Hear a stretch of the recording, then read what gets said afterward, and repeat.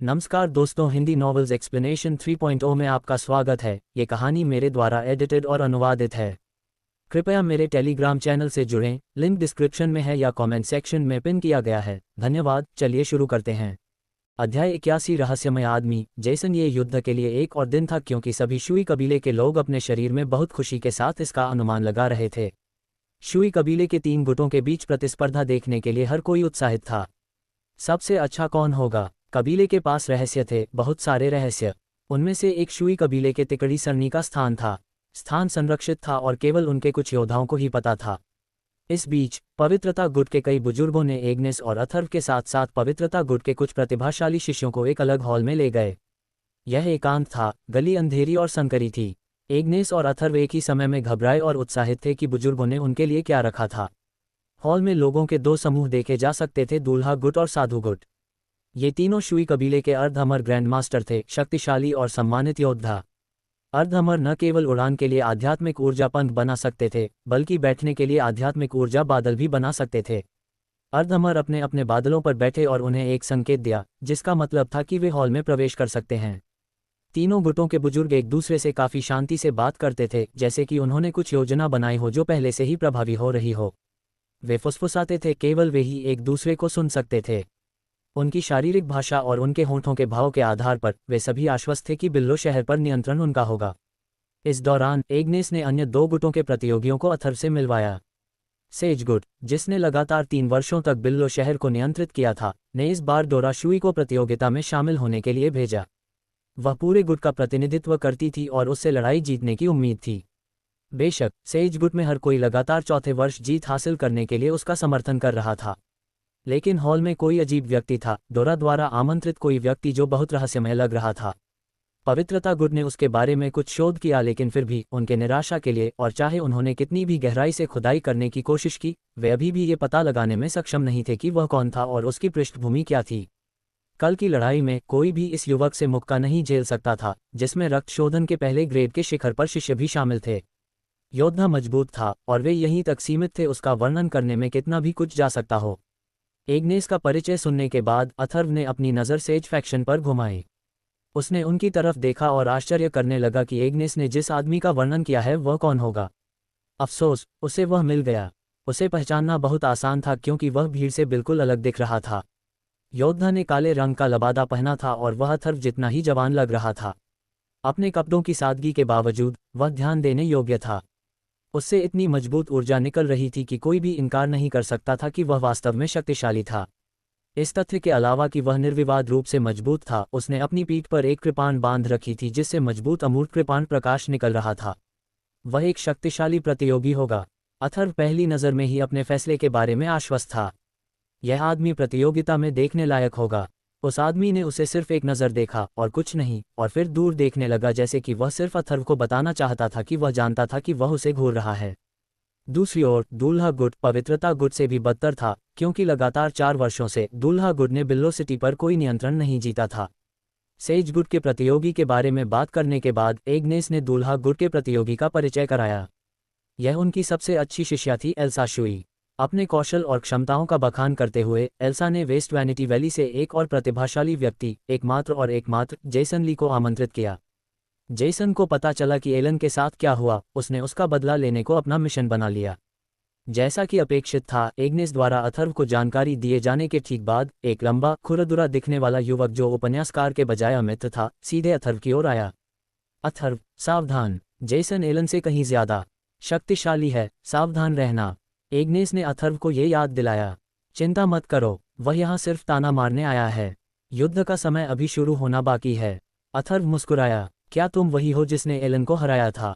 तुम इतने मजबूत नहीं लगते। जेसन आगे आया और अथर्व से घृणा से बात की। मैं वाकई बहुत साधारण हूँ, लेकिन ऐसे साधारण आदमी ने वेस्ट वैनिटी वैली में जीनियस को हरा दिया। इसका मतलब सिर्फ एक ही है, तुम्हारी तथाकथित प्रतिभा सिर्फ एक मजाक है, अथर्व ने सरलता से जवाब दिया। अथर्व की बातें सुनकर आसपास के लोग हंस पड़े, जिससे जेसन और भी ज्यादा क्रोधित हो गया। मैं तुम्हें ये बताने आया हूँ कि इस प्रतियोगिता में तुम्हारा कोई स्थान नहीं है। बेहतर होगा कि तुम प्रार्थना करो कि तुम ट्रायो एरे को पार न करो, अन्यथा तुम्हें मुझे पार करने का पछतावा होगा, जेसन ने धमकी दी। तुम्हें अपने बारे में सोचना चाहिए। अगर तुम ट्रायो एरे को पार करने में विफल रहे तो तुम और वेस्ट वैनिटी वैली दोनों का ही मान सम्मान गिर जाएगा। अथर्व ने इस तथ्य को शांत भाव से बताते हुए कहा। क्रैक, जेसन अब और बर्दाश्त नहीं कर सकता था। वह युद्ध में अपनी ताकत दिखाने और अथर्व को हराने के लिए इंतजार नहीं कर सकता था। उसने गुस्से में मुट्ठियां भींच लीं और लगभग अपनी हड्डियों को तोड़ दिया। उसे अथर्व पर हमला करने से खुद को रोकना मुश्किल था और यह अच्छी बात थी कि एल्सा उसे शांत करने के लिए वहां थी। एग्नेस, अपने साथी का मुंह बंद रखो, एल्सा ने एग्नेस से उग्रता से कहा। तुम भी ऐसा ही करो, एग्नेस ने ठंडे स्वर में कहा। इसके बाद मौखिक टकराव जेसन के व्यंग्य के साथ समाप्त हुआ। ध्यान हटने के साथ ही सभी की नज़रें आसमान में 3 अर्धअमर लोगों पर टिकी थीं, उनके बयानों का इंतजार कर रही थीं। अगले ही पल 3 अर्धअमर लोगों में से एक ने स्पष्ट और ऊंची आवाज में कहा, प्रतियोगियों के 3 समूहों में से प्रत्येक हॉल में यादृच्छिक दरवाजे से प्रवेश करेगा। वहां आपको ट्रायो एरे दिखाई देगा। मैं आपको आश्वस्त कर सकता हूं कि हॉल में 3 दरवाजों के पीछे ट्रायो एरे एक ही है। घोषणा के बाद अर्धअमर ग्रैंडमास्टर ने एक बहरा कर देने वाला सन्नाटा छा गया। एग्नेस, हम तीनों में से कौन सा दरवाज़ा चुनें? अथर्व ने एग्नेस से पूछा जो अपने विकल्पों पर विचार कर रही थी। इससे कोई फर्क नहीं पड़ता, बस उन्हें पहले चुनने दें, एग्नेस ने जवाब दिया। फिर अथर्व और एग्नेस ने अन्य 2 समूहों द्वारा अपनी पसंद चुनने के बाद हॉल में प्रवेश किया। शुई कबीले के 3 शक्तिशाली गुटों के बीच प्रतिस्पर्धा औपचारिक रूप से उनके संबंधित दरवाजों के चयन के बाद शुरू हुई। अर्धअमर लोगों को छोड़कर सभी लोग यह नहीं देख पा रहे थे कि हॉल में क्या हो रहा था। वे केवल अंतिम परिणाम की प्रतीक्षा कर सकते थे। हॉल में प्रवेश करने के बाद अथर्व ने पाया कि यह 3 भागों में विभाजित था। पंखे के आकार का 1/3 क्षेत्र अथर्व को दिखाई दे रहा था। इसके अलावा लकड़ियों की कतारें थीं जो उनमें से जीवित आत्मा को पीटने के लिए तैयार लग रही थीं। लकड़ियों की कतारों के पीछे हॉल की दूसरी मंजिल तक जाने वाली एक सीढ़ी थी। देखो, ये त्रिमूर्ति सरणी का लकड़ी का आदमी सरणी है, अथर्व ने गंभीरता से कहा, खतरे और आशंका की भावना महसूस करते हुए। बिल्कुल, ये वुडन मैन एरे है। इस एरे को पार करने के बाद ही हम स्टोन मैन एरे को चुनौती देने के लिए दूसरी मंजिल पर जा सकते हैं, एग्नेस ने धीरे से फुसफुसाया। उसके शरीर से पानी जैसी आध्यात्मिक ऊर्जा निकल आई थी। एग्नेस के शब्दों के ठीक बाद अचानक क्लिक की आवाज़ सुनाई दी। वुडन मैन के उनकी ओर तेजी से दौड़ने पर लकड़ी के अंग हिलने लगे। जल्द ही उन्होंने एक लंबे सांप की तरह एक पंक्ति बना ली। वे सभी अथर्व और एग्नेस को बुरी तरह घूर रहे थे। ऐसा लगता है कि प्रतियोगिता शुरू हो गई है। एग्नेस, बेहतर होगा कि हम अलग न हों, अन्यथा हम संभवतः इन वुडन मैन से एक एक करके हार जाएंगे, अथर्व ने सुझाव दिया। इस बीच उसने वुडन मैन एरे को पार करने के तरीके के बारे में विचार जुटाए। क्या हम उन्हें एक एक करके पार करेंगे या हम सीढ़ियों तक अपना रास्ता बनाएंगे और ऊपर जाएंगे? अथर्व ने खुद से सोचा। मैं जानता हूं, अथर्व, यही कारण है कि प्रतियोगिता में भाग लेने के लिए 2 लोगों की आवश्यकता होती है। इस त्रिमूर्ति समूह में रक्त शोधन की 3री कक्षा के योद्धा भी हमेशा अपने पीछे की चीज़ों पर नज़र नहीं रख सकते थे, एग्नेस ने उत्तर दिया। अगले ही पल वे एक दूसरे की पीठ से पीठ मिलाकर खड़े हो गए और अपने हथियार निकाल लिए और लड़ने के लिए तैयार हो गए। उन्होंने अपनी सारी ऊर्जाएं एक साथ जुटाईं क्योंकि वे एक लकड़ी की लड़ाई की तैयारी कर रहे थे। अचानक गड़गड़ाहट की आवाज़ें हॉल में भर गईं। वे आवाज़ों के स्रोत की तलाश में हर जगह देखने लगे। जिस क्षण उन्होंने अपने हथियार निकाले, लकड़ी के पुरुषों की सरणी तेजी से आगे बढ़ी, उन्हें घेर लिया और उन्हें बीच में फंसा दिया। लकड़ी के पुरुषों के हाथों में अचानक लाठी दिखाई दी, जैसा कि उन्हें प्रोग्राम किया गया था। लकड़ी के पुरुषों के हाथों में हर छड़ी सरणी की शक्ति के अनुरूप थी। लकड़ी के पुरुषों को हराना इतना आसान नहीं था, क्योंकि वे सभी त्वचा शोधन की 8वीं कक्षा के शिखर पर एक योद्धा की शक्ति से मेल खाते थे। अथर्व और एग्नेस एक दूसरे की पीठ से पीठ मिलाकर आगे बढ़े और अपने हथियारों को हमलावर मुद्रा में पकड़े हुए अपने बेजान विरोधियों से लड़ने के लिए तैयार थे। अध्याय 82 2 चुनौतियों में विजय। जीवन आकार की कठपुतलियों के लकड़ी के जोड़ों द्वारा उत्पादित खड़खड़ाहट ने उस स्थान पर अथर्व और एग्नेस के प्रवेश का विरोध करने वाले लकड़ी के पुरुषों की बढ़ती संख्या को दर्शाया।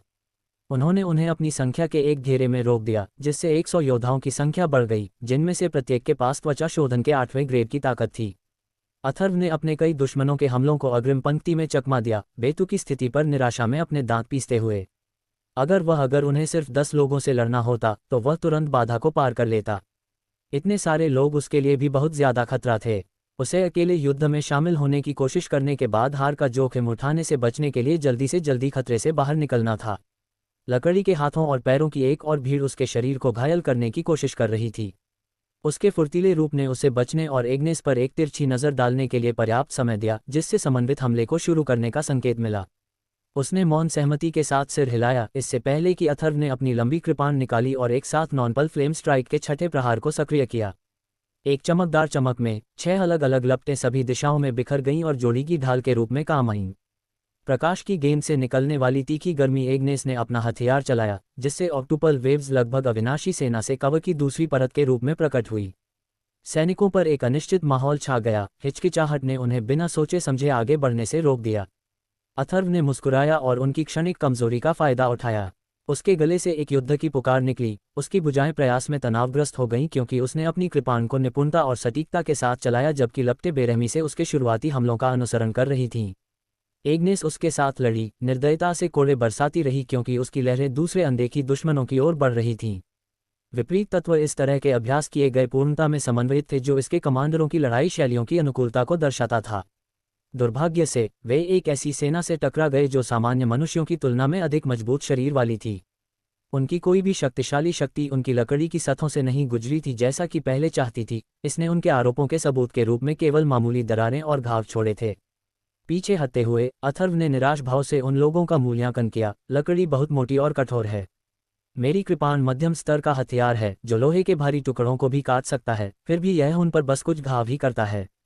उसने उनका मूल्यांकन किया। उसकी मुट्ठी धीरे धीरे अपनी तलवार पर अपनी पकड़ मजबूत कर रही थी क्योंकि वह लकड़ी के पुरुषों की एक और पुनर्रचना का सामना करने के लिए तैयार था। एग्नेस की नज़र थोड़ी देर के लिए उस पर झिलमिलाई, फिर वह गहरी एकाग्रता में अपने दुश्मनों पर वापस केंद्रित हो गई। ऐसा नहीं है कि यह कठिन है, ये प्राणी एक शक्तिशाली सरणी के संरक्षण में हैं। हथियार नश्वर स्तर का उन्नत चरण भी उन्हें पूरी तरह से नष्ट करने में असमर्थ होगा, उसने कोरस में समझाया। जब दौड़ने वाले रूपों ने उनके पूर्ण विनाश की प्यास जगाए, उसने अपने चाबुक को अपनी बांह के विस्तार की तरह इस्तेमाल किया, लगातार अपने इच्छित लक्ष्यों को एक एक करके अनियंत्रित बल से मार रही थी। अगर यह सरणी इतनी शक्तिशाली है तो इन चीजों में कमजोरी होगी, है न? अथर्व ने एक लकड़ी के सिपाही को पीछे धकेलते हुए कहा, जिसने उसके टखने को पकड़ रखा था। यह उससे दूर जा गिरा। कुछ फीट की दूरी तय करते हुए इसने रास्ते में उसके कई सहयोगियों को कुचल दिया। जवाब में गुनगुनाते हुए एग्नेस ने एक मुस्कुराहट छिपाई क्योंकि वह उसके सवाल पर विचार कर रही थी। हाँ, तुम सही हो, उनकी एक कमजोरी है। उसने एक त्वरित इशारे में अपनी बांह को पीछे खींच लिया, अपने चाबुक के अंतिम सिरे से एक लड़ाके के सिर पर वार किया, प्रभावी रूप से उसके जीवन को समाप्त कर दिया। उनके सिर में उनके कोर होते हैं और वे सरणी शक्ति द्वारा संरक्षित नहीं होते हैं। जब तक हम इसे तोड़ते हैं, हम उन्हें नष्ट कर सकते हैं। अथर्व ने आश्चर्य में अपनी बाहें उठाईं, एग्नेस की संतुष्ट और विजयी मुस्कान पर एक नज़र डालने के बाद हंसते हुए। कोई आश्चर्य नहीं कि इन शूरवीरों ने हमें जवाब देने के बजाय पहले अपने सिर की रक्षा करने की पूरी कोशिश की, अथर्व ने कहा। उसकी आंखों में एक उत्साहित चमक चमक रही थी। उसने अपनी कृपाण को एक चाप में घुमाया, जिससे 3 अतिक्रमण करने वाले साथियों को प्रभावी ढंग से स्थिर कर दिया गया क्योंकि उनके सिर जमीन पर गिर गए। तुम मेरे लिए कवर कर सकते हो, मैं जितनी जल्दी हो सके उन्हें खत्म करने का मौका ढूंढूंगा। एग्नेस के चारों ओर एक बार फिर लहरें उठीं, जो पहले की तुलना में अधिक दबाव दिखाती थीं, जो उसके दृढ़ संकल्प और इच्छाशक्ति का उत्पाद था। उनके सबसे करीब पैदल सेना ने डरकर अपने सिर को अपनी कमजोर भुजाओं के पीछे छिपा लिया। वह आगे बढ़ने ही वाली थी कि अथर्व ने उसके कंधे पर हाथ रखा, उसे अपनी निर्माण क्षमता को कम करने के लिए मना लिया। एग्नेस, मैं उनसे अकेले ही निपट सकता हूँ, तुम बस आराम करो और मुझे देखो, उसने एक आश्वस्त मुस्कान के साथ जवाब दिया। उसके आत्मविश्वास को महसूस करते हुए एग्नेस तुरंत समझ गई कि उसके दिमाग में क्या था और इसलिए उसने उसे बाकी सब संभालने के लिए छोड़ दिया। उसकी भयावह उपस्थिति के नुकसान ने बहुमत को जवाबी कार्रवाई करने के लिए अपना साहस वापस पाने के लिए प्रेरित किया। लकड़ी के आदमी एक कदम आगे बढ़ने वाले थे जब अथर्व ने अपनी साधना विधि को सक्रिय किया। उसका शरीर अलौकिक नारंगी रोशनी में चमक रहा था। उसके पास एक ईश्वरीय आभा थी जो उसकी सुंदर विशेषताओं और मुलायम बालों से और भी स्पष्ट हो गई थी, जो उसकी त्वचा की वर्तमान चमक की तुलना में स्वाभाविक रूप से चमकीले रंग में रंगे थे। एग्नेस के गालों पर एक लाली छा गई, उसकी आंखें प्रशंसा और सराहना में चौड़ी हो गईं। आकर्षण। अथर्व ने उसकी निगाह पकड़ी और मनोरंजन में हंसा, एक ऐसी आवाज़ जो इस समय उसके दौड़ते हुए दिल के लिए बहुत घातक थी। अरे एग्नेस, क्या मुझे शुई कबीले की प्रतियोगिता में भाग लेने के लिए आमंत्रित करने का तुम्हारा इरादा वास्तव में केवल मेरी साधना पद्धति को शामिल करता है? उसने मुस्कुराते हुए और अपनी मांसपेशियों को लचीला करते हुए अपने शरीर के अंदर लगातार प्रवाहित होने वाली विस्फोटक ऊर्जा के साथ शरारती ढंग से आंख मारी। आपको पहले सरणी को नष्ट करने पर ध्यान केंद्रित करना चाहिए। उसने अपनी आंखें घुमाए और अपनी लाल अभिव्यक्ति को दृष्टि से छिपाया। अथर्व की खुशी भरी हंसी सुनकर बचकानी तरह से अपनी बाहें पार कर लीं। जैसा तुम चाहो, उसने कहा, लकड़ी के आदमी सरनी के ढेर पर झपट्टा मारकर और उनमें से हवा उड़ाते हुए। उसके बढ़ते हुए रूप को निशाना बनाते हुए असंख्य पैरों की भगदड़ ने जगह को हिला दिया, उसके खतरनाक उत्साह को समाप्त करने की कोशिश कर रहा था। वे उसके पास पहुंचे, लगातार मुक्कों की झड़ी उस पर फेंकी गई और फिर भी वह इससे बेपरवाह लग रहा था। इसके बजाय उसने बेरहमी से उन पर हमला किया और उन्हें पीटा, हर कोर को बेजोड़ तत्परता से तोड़ दिया जो केवल वही कर सकता था।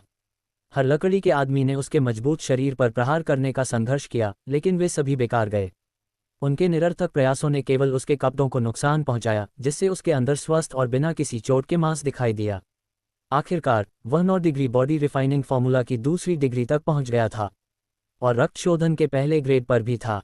वह अपनी आध्यात्मिक ऊर्जा के उपयोग के बिना भी त्वचा शोधन के योद्धाओं के लिए अजेय था, वह कभी भी चोट नहीं पहुंचा पाएगा।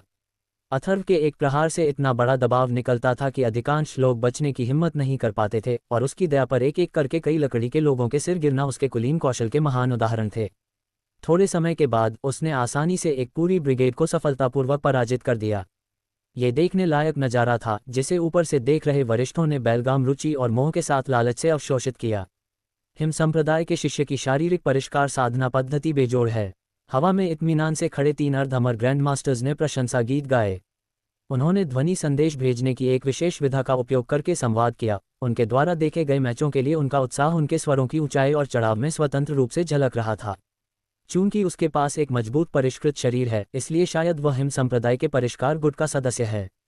वे अथर्व की प्रतिभा की प्रशंसा करते हुए बहुत उदार थे। वे बिल्कुल आश्चर्यचकित नहीं थे। अगर वह लकड़ी के आदमियों की सेना के खिलाफ नहीं जीता होता तो एग्नेस को एक कमजोर योद्धा की तलाश करने के लिए अक्षम माना जाता। हाथ में मौजूद मामलों पर वापस आते हुए वे नीचे के सम्मानित प्रतिभाशाली व्यक्ति के लिए आरक्षित मौन चिंतन के साथ देखते रहे। ऐसा लगता है कि आप अपनी साधना पद्धति के उच्च स्तर पर पहुंच गए हैं, एग्नेस ने कहा, उनके पैरों के नीचे मलबे को थोड़ा चौंकते हुए देखा। उसने जानबूझकर इस परिणाम के लिए तैयारी की थी। अथर्व वैसा ही था जैसा उसने उम्मीद की थी, हालांकि उसे कार्रवाई में देखना उसके मूल विचार से बिल्कुल अलग स्थिति थी। नहीं, तुम गलत हो, बल्कि यह मेरी साधना का क्षेत्र है जो बड़ा है। अपने हाथों से धूल झाड़ते हुए अथर्व ने सीधा होकर एग्नेस को अगले परीक्षण के लिए इशारा किया। वे दूसरी मंजिल की ओर जाने वाली सीढ़ियों पर चढ़े। पहुंचने पर उन्होंने देखा कि लेआउट पहले परीक्षण के समान था, केवल अंतर यह था कि नीचे की ओर लकड़ी के शवों के स्थान पर पत्थर से बनी कठपुतलियों का मुकाबला करने की आवश्यकता थी। वे निश्चित रूप से उच्च शक्ति वाले थे, जो त्वचा शोधन के 9वें ग्रेड के योद्धाओं की शक्ति से मेल खाते थे। गिनती पिछली सेना के आधे से कम हो गई थी, कुल मिलाकर 50, लेकिन ताकत में संभावित दोगुनी वृद्धि के साथ। अथर्व ने आह भरी, उसे यह एहसास हुआ कि इस स्तर को पार करना निश्चित रूप से एक कठिन बाधा होगी। हालांकि उसे पिछली सेना को ध्वस्त करने का अनुभव था, इसलिए उसे यकीन था कि वह विजेता के रूप में बाहर आएगा, चाहे वह कमरे में कितनी भी देर तक रहे। खुद को मजबूत करते हुए वह अपने साथी की ओर मुड़ा। एग्नेस, इन पत्थर के लोगों का मूल कहाँ है? उसने पूछा। यह उनकी छाती के दाहिने हिस्से में है। आपको उन्हें लाइट परसेप्शन से नुकसान पहुंचाने की जरूरत है। अपने चाबुक को अपनी तरफ रखते हुए एग्नेस ने प्रतीक्षा कर रही भीड़ की ओर आगे बढ़ाया। मैं समझ गया, अथर्व ने मुस्कुराते हुए उनके घात की तैयारी में अपना ब्लेड निकाला। इस बार मुझे तुम्हारी मदद करने दो। एग्नेस ने उसके जवाब का इंतजार नहीं किया। उसने अपने शरीर से प्रकाश की अनुभूति को तेजी से प्रकट किया और पानी की आध्यात्मिक ऊर्जा के साथ उभरी। उसने सिर हिलाकर उसके समर्थन को स्वीकार करने से पहले नजर डाली। वह आभारी था, क्योंकि वह जानता था कि उनके आगे का कार्य ऐसा नहीं था जिसे वह अहंकार से अपने दम पर कर सकता था। वे पिछले लोगों की तुलना में कहीं अधिक दुर्जय थे। उनके विरोधी लगातार उनके रास्ते की दिशा में आगे बढ़े, उनकी रक्त की प्यास के प्रतिशोध में प्रतिक्रिया करते हुए। अपनी तलवार की मूठ को कसकर पकड़ते हुए अथर्व आदेश चिल्लाया, एग्नेस, मैं उनका ध्यान भटका दूंगा, इसलिए जाओ और उनके कोर पर प्रहार करो। उसकी सहमति शब्दों से नहीं बल्कि उस सुंदर लय से व्यक्त हुई थी जिसमें वे गिरे थे। उन्होंने अपने दुश्मनों पर लगातार प्रहार किए, सहयोगपूर्ण गति और युद्धाभ्यास के प्रकोप में उन्हें खत्म कर दिया। 4 घंटे की कड़ी मेहनत के बाद आखिरकार उनके पास पत्थरों और मलबे के ढेर रह गए। 9 डिग्री बॉडी रिफाइनिंग फार्मूला की दूसरी डिग्री, जिसे अथर्व ने कुशलता से लहराया था, ने उन्हें पैक पर एक बड़ा लाभ दिया। सौभाग्य से मैंने इस बार प्रतियोगिता में भाग लेने के लिए अथर्व को आमंत्रित किया। एग्नेस ने सोचा। जब वह कठिन अभ्यास से थोड़ी देर के लिए आराम कर रही थी तो उसके होश उड़ गए। वह आभारी थी कि उसने यह मानने का फैसला किया था कि अगर उसने रक्त शोधन के दूसरे ग्रेड में किसी अन्य योद्धा को आमंत्रित किया होता तो वह पत्थर के लोगों को नहीं हरा पाती। वह केवल इसलिए यहाँ तक पहुँच पाई थी क्योंकि उसे अथर्व की मदद मिल रही थी। ये तो बताने की जरूरत नहीं है कि पवित्रता गुट के शिष्य हमेशा स्टोन मैन एरे को तोड़ने में विफल रहे। अथर्व, त्रिमूर्ति एरे पहले से ज्यादा शक्तिशाली प्रतीत होता है, उसने थकावट में अपने माथे से पसीना पोंछते हुए कहा। सच में? तो क्या इस बार यह अधिक रोमांचक नहीं होगा? वह मुस्कुराया, साहस और निर्भीकता उसकी सीमाओं से बाहर निकल रही थी। उसके व्यवहार ने उन अर्धअमर ग्रैंडमास्टर्स से हंसी अर्जित की, जो धार्मिक रूप से युगल के विकास पर नजर रख रहे थे। ठीक है, स्नो सेक्ट का शिष्य ऐसा लग रहा है कि वह चुनौती का आनंद ले रहा है, लेकिन उसे कांस्य पुरुष एरे की दृढ़ता का कोई अंदाजा नहीं है। उन्होंने बातचीत की, उसके सकारात्मक शब्दों पर टिप्पणी की। गर्मागर्म चर्चा में लगे दोनों क्रमशः दूल्हा गुट और साधु गुट से थे, जबकि दूसरा केवल अथर्व को उत्साह से देखता था। मुझे लगता है कि स्नो सेक्ट के इस शिष्य में बहुत दृढ़ता और धैर्य है, प्योरिटी गुट के अर्धअमर ग्रैंडमास्टर ने हल्की मुस्कान के साथ कहा। जब वे मंजिल से बाहर निकले तो उनकी नज़रें अथर्व की पीठ पर टिकी रहीं, उनकी निगाहों में एक अजीब आश्चर्य दिखाई दे रहा था। अथर्व और एग्नेस तीसरी मंजिल पर पहुंच गए, पहले से ही जानते थे कि टूर्नामेंट की मांग थी कि उन्हें कांस्य पुरुषों की सरणी का सामना करना पड़े। ये जो व्यापक माहौल दिखा, उससे ये स्पष्ट था कि प्रत्येक कांस्य पुरुष में रक्त शोधन के पहले ग्रेड के योद्धाओं की समान शक्ति थी। लेकिन अब उनमें से केवल 10 को सर्वोच्च जोड़ी के हाथों अपने भविष्य के विनाश का सामना करना था। अध्याय 83 कांस्य पुरुषों की व्यू रचना को तोड़ना। धीमी धुन पर सीटी बजाते हुए अथर्व ने अपने दुश्मनों को थोड़ा ऊपर उठाकर देखा। तो ये हमारे लिए तीसरी चुनौती है। होह, सौभाग्य से व्यू रचना में केवल 10 कांस्य पुरुष हैं। हम निश्चित रूप से कुछ ही समय में उनके खिलाफ जीत हासिल करेंगे। उसने अनिश्चितता से भरी एक हंसी निकाली, अपने विरोधियों को आने वाले खतरे के बदले में अपनी स्थिति बदलने की जांच करते हुए अपनी घबराहट को कम करने की कोशिश की। अपनी शुरुआती सकारात्मकता के बावजूद उसकी आंखें अनियंत्रित ध्यान में सिकुड़ गईं, क्योंकि उसने अपने सामने के दृश्य का आकलन उस गंभीरता के साथ किया जो केवल अनुभवी योद्धा युद्ध के दौरान दिखा सकते हैं। उसने अपने दांत भींच लिए, ये जानते हुए कि उसके पिछले शब्द उस परीक्षण की उच्च कठिनाई को कम करने का एकमात्र प्रयास थे जिसका उन्हें सामना करना था। उनके विरोधियों की ताकत को हल्के में नहीं लिया जाना चाहिए था। वह जानता था कि जब वह अपनी आंतरिक शक्ति को उनके कौशल की सीमा को देखने के लिए एक परीक्षण के रूप में इस्तेमाल करता था, तो वह जानता था कि यह उसके अपने शरीर को कितना नुकसान पहुंचा सकता है। ये सीमा रेखा पर चौंकाने वाला था कि वे 50 लकड़ी के पुरुषों से अधिक शक्तिशाली कैसे थे। वह अपनी कम संख्या के बावजूद भी भयभीत और चिंतित महसूस कर रहा था। अब तक उसे पता चल गया था कि वह एक क्रूर क्षेत्र में प्रवेश करने जा रहा है। उसने अपनी लंबी तलवार को पकड़ लिया, एक दृढ़ निगाह से दोनों टीमों की क्षमताओं का आकलन किया। कांस्य कठपुतलियों को हराने का मौका पाने के लिए उसे दृढ़ इच्छाशक्ति और दृढ़ संकल्प की आवश्यकता थी। उन्हें हराने के लिए कोई भी शुद्ध और बेबाक ताकत पर्याप्त नहीं होगी, उसे एक चतुर योजना बनाने की आवश्यकता थी। अरे एग्नेस, क्या तुम उनकी किसी कमजोरी को जानती हो? अथर्व ने पूछा, उसका दिमाग अपनी गति को घुमाते हुए उनके कमजोर पक्षों का फायदा उठाने के लिए एक निर्दोष रणनीति बनाने के लिए संघर्ष कर रहा था। एग्नेस ने निराशा में अपना सिर हिलाया। मुझे डर है कि नहीं। 4 साल पहले प्रतियोगिता में ट्रायो एरे को पेश किया गया था। उस समय केवल सेज गुट के लोग ही इस स्तर तक पहुंचने में सफल रहे। पवित्रता गुट और वर्ग गुट के प्रतियोगियों ने अतीत में इसे देखा भी नहीं है। उनकी कमजोरी के बारे में कोई ज्ञान प्राप्त करना तो दूर की बात है। अथर्व का चेहरा चिंता से सिकुड़ गया। अच्छा, ऐसा लगता है कि हमें एक बहुत ही कठिन समस्या का सामना करना पड़ेगा। उसने उसकी ओर देखा और उसकी आशंका को भांपते हुए सिर हिलाया। हाँ, मैं इसके लिए तैयार हूँ। धातु की चीखें दूसरे से टकरा रही थीं और ऊंची आवाजें पैदा कर रही थीं जो जोड़ी के कानों को चोट पहुंचा रही थीं। भीड़ तेज गति से आगे बढ़ने लगी थी। उनके अशांत कदमों ने एक अवरोध बना दिया जिसने जल्द ही उन्हें घेर लिया। घात से बचने के लिए उनके पास प्रतिक्रिया करने का समय नहीं था। वे केवल बचाव में तनाव में आ सकते थे, क्योंकि पीतल की सलाखें अचानक आ गई थीं, अपने दुश्मनों के हाथों से प्रकट हुए, जबकि वे संगठित तरीके से उनकी ओर दौड़ रहे थे। नोवेलबिन विरोधी ताकतों के टकराव से निकले प्रहार और कोड़े लंबे थकाऊ युद्ध की शुरुआत का संकेत देते थे। एग्नेस ने उनके हमलों को रोकने में कोई कसर नहीं छोड़ी, खासकर उनकी शक्ति के साथ जो रक्त शोधन के स्तर को वहन करती थी। वह 1 या 2 औजारों की आक्रामकता का विरोध करने में सक्षम थी, लेकिन अगर उसे उन सभी का मुकाबला करना था तो उसे अपनी जान जोखिम में डालनी थी। अथर्व ने अपनी खुद की मुठभेड़ों के बीच में उसकी ओर देखा। उसे इस विचार से बेचैनी हो रही थी कि उसे बुरी तरह पीटा जाएगा। उसने स्वीकार किया कि एग्नेस खुद को संभालने में सक्षम थी, लेकिन उसका मानना था कि उसके साथी पर किसी भी घातक चोट से बचने की जिम्मेदारी उसकी थी। आखिरकार उनके पास केवल एक दूसरे पर निर्भर रहने के लिए था, और इसलिए उसने स्वेच्छा से अपने अधिकांश प्रतिद्वंद्वियों का सामना किया। लपटें उसके ब्लेड की धातु को चाट रही थीं और ऐसी गर्मी पैदा कर रही थी जिसे केवल वही झेल सकता था। उसने इसकी शक्ति को अधिकतम किया, लाल भूरे हथियारों की झड़ी को रोकते हुए जो उसे अक्षम करने की धमकी दे रहे थे। वह तब तक लड़खड़ाता रहा और चकमा देता रहा जब तक कि उसे इस निर्मम हाथापाई से कुछ पल का ब्रेक नहीं मिल गया। अपने संयम को वापस पाने के लिए गहरी सांस लेते हुए जब उसने महसूस किया कि उसकी छाती असहज रूप से जकड़ गई है, तो वह सिहर उठा, जिससे उसे मतली आ गई और उसके क्षतिग्रस्त कोर से खून की उल्टी करने की अशुभ इच्छा से सावधान हो गया। वे हमलों की पहली लहर से सफलतापूर्वक बच गए थे। एग्नेस वापस अथर्व के रूप के पास खड़ी हो गई। उसने अपनी साथी से बात करते हुए अपनी रक्षा में कोई कमी नहीं छोड़ी। अथर्व, मैं ज्यादा से ज्यादा 2 लोगों से लड़ सकती हूँ। इस तरह आपको उन सभी को एक साथ लेने के लिए खुद को बहुत ज्यादा मजबूर नहीं करना पड़ेगा। मैं आपको कुछ समय दूंगी ताकि आप उनकी कमजोरियों का पता लगा सकें।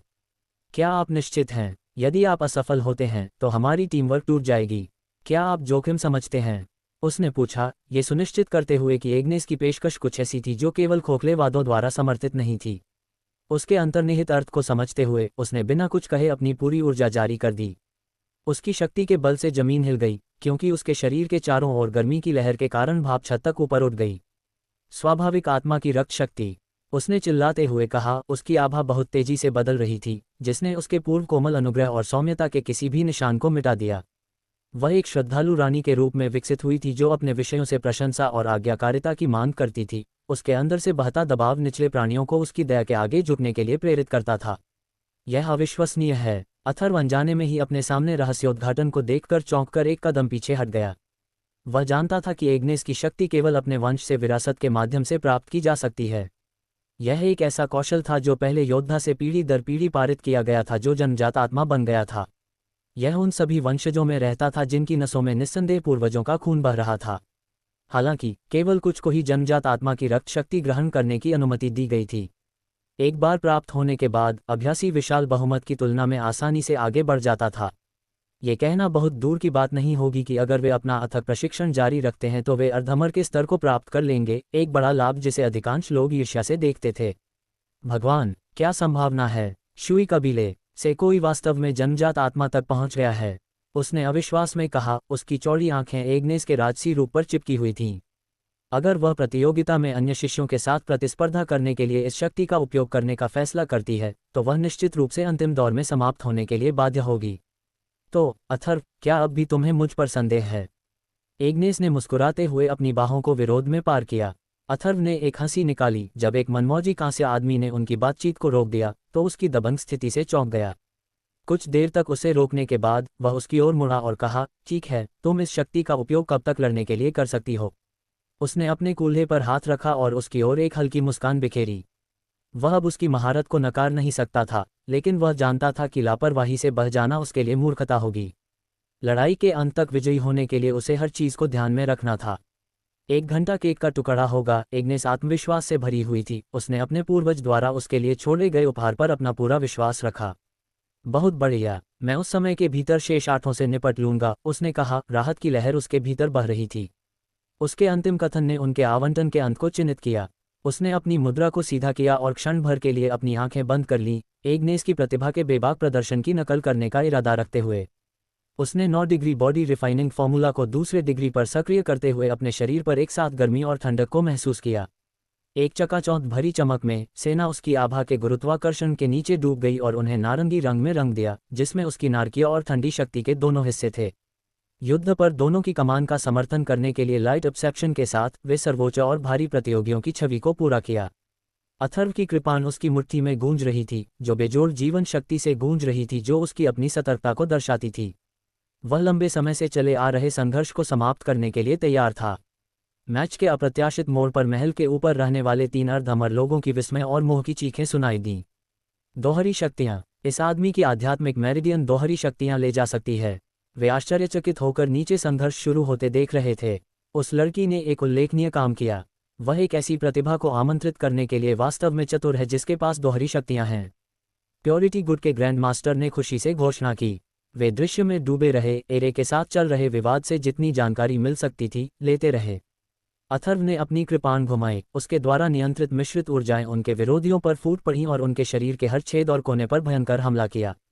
उसने अपने जंगली हमलों के साथ जानबूझकर उन्हें पराजित करने का लक्ष्य रखा, उनके नाजुक कोर को खोजने की एक चालाक योजना। उसने कठपुतली के सबसे आम कमजोर हिस्सों को निशाना बनाया, मस्तिष्क, छाती, पेट और कंधे, उन्हें पूरी तरह से नष्ट करने की उम्मीद में। फिर भी उसके अंधाधुंध हमले केवल निरर्थक साबित हुए। गोलियों के थक जाने के सबूतों की कमी ने अथर्व को भ्रमित और निराश कर दिया। अगर वह इसी गति से आगे बढ़ता रहा तो वह थकान में गिर जाएगा। चाहे उसकी वर्तमान स्थिति कितनी भी शक्तिशाली क्यों न हो, अगर वह किसी बिंदु पर अपनी सारी ऊर्जा खर्च कर दे तो ये बेकार होगा। इससे कोई मदद नहीं मिली कि एग्नेस भी अपनी सीमा के आगे झुकती दिख रही थी, क्योंकि वह बढ़ती सुस्ती के साथ दो कठपुतलियों से लड़ रही थी और उसकी हरकतें धीमी हो रही थीं। हर गुजरते सेकंड के साथ उसकी जन्मजात आत्मा की रक्त शक्ति खत्म होती जा रही थी, जिससे एक ऐसी तत्परता का पता चलता है जिसने अथर्व को ये सोचने के लिए प्रेरित किया कि कांस्य पुरुषों को पूरी तरह से जीर्ण शीर्ण कैसे बनाया जाए। क्या उनमें कोई कमजोरी नहीं होनी चाहिए? हताशा में बुदबुदाते हुए अथर्व ने अपने शत्रुओं की कठोर सतहों पर बार बार अपनी तलवार से वार किया। उसने उनके आकृतियों को देखा और प्रार्थना की कि वह किसी भी असामान्य परिस्थिति को नोटिस करे जो उसके लिए सफलता का कारण बने। उसने अपनी सांस रोक ली और उसकी उन्मत्त आंखें एक शरीर से दूसरे शरीर पर जा टिकीं। अचानक उसे एहसास हुआ कि उसकी तलवार ने सफलतापूर्वक उनके भूरे बाहरी हिस्सों पर दरारें छोड़ दी हैं। शायद उनमें कोई सरनी शक्ति नहीं है।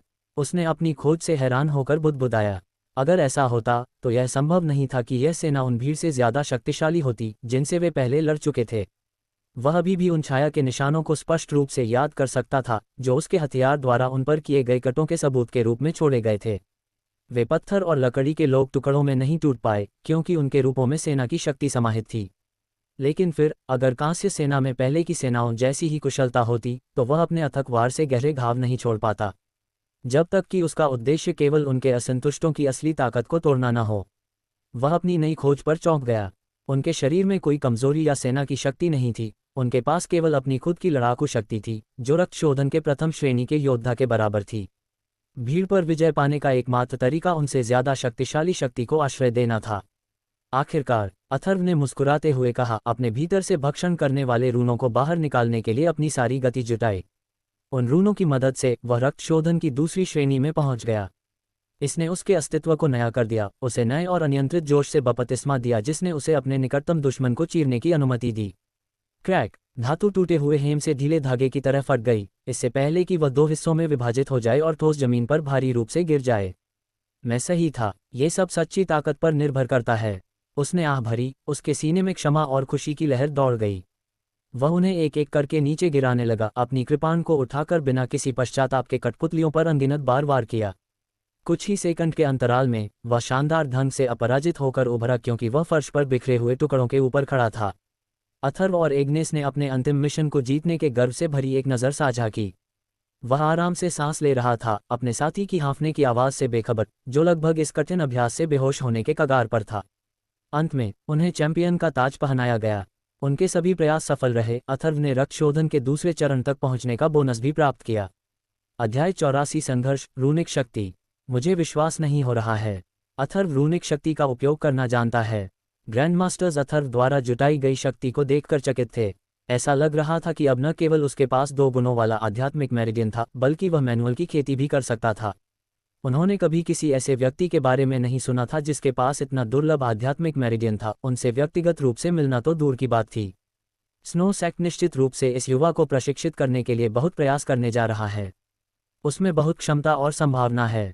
इस बात की बहुत संभावना है कि वह एक दिन आध्यात्मिक राजा बन सकता है। जैसे जैसे वे एक दूसरे को देखते गए, वे आपसी समझ पर पहुंचते गए। उन्हें अथर्व को अपने गुट में शामिल करने की कोशिश करनी थी, या कम से कम उसके करीब आना था। उन्हें पूरा भरोसा था कि वे कम से कम उसके करीब पहुंचने में कामयाब होंगे, क्योंकि प्राचीन काल से लेकर आज तक नायक सुंदरियों से प्यार करते हैं। स्नोलैंड में उनके कबीले, शुई कबीले ने हमेशा सभी कबीलों में सबसे सुंदरियों का दावा किया था। इसके अलावा यह अनुमान लगाया जा सकता था कि अथर्व और एग्नेस एक दूसरे के और करीब आ रहे थे। ऐसा लगता है कि जेसन और एल्सा हारने वाले हैं, दूल्हे गुट के ग्रैंडमास्टर ने आह भरते हुए कहा। ओह, इतना परेशान मत हो। तुम्हें पता है कि इस साल भी तुम्हारे पास सभी संसाधनों का 1/3 हिस्सा हो सकता है, सेज गुट के ग्रैंडमास्टर ने जवाब दिया। सभी बाहरी लोग सोचते हैं कि हम संसाधनों के लिए एक दूसरे से प्रतिस्पर्धा कर रहे हैं। युवा लोग यह नहीं जानते कि हम सिर्फ दिखावा कर रहे हैं कि हम अपने शिष्यों को प्रेरित करने के लिए एक दूसरे के साथ नहीं मिल सकते। उसने आगे कहा, तारानकन, एग्नेस, मुझे कोई आपत्ति नहीं होगी अगर तुम आराम करने के लिए मेरे कंधे पर झुक जाओ।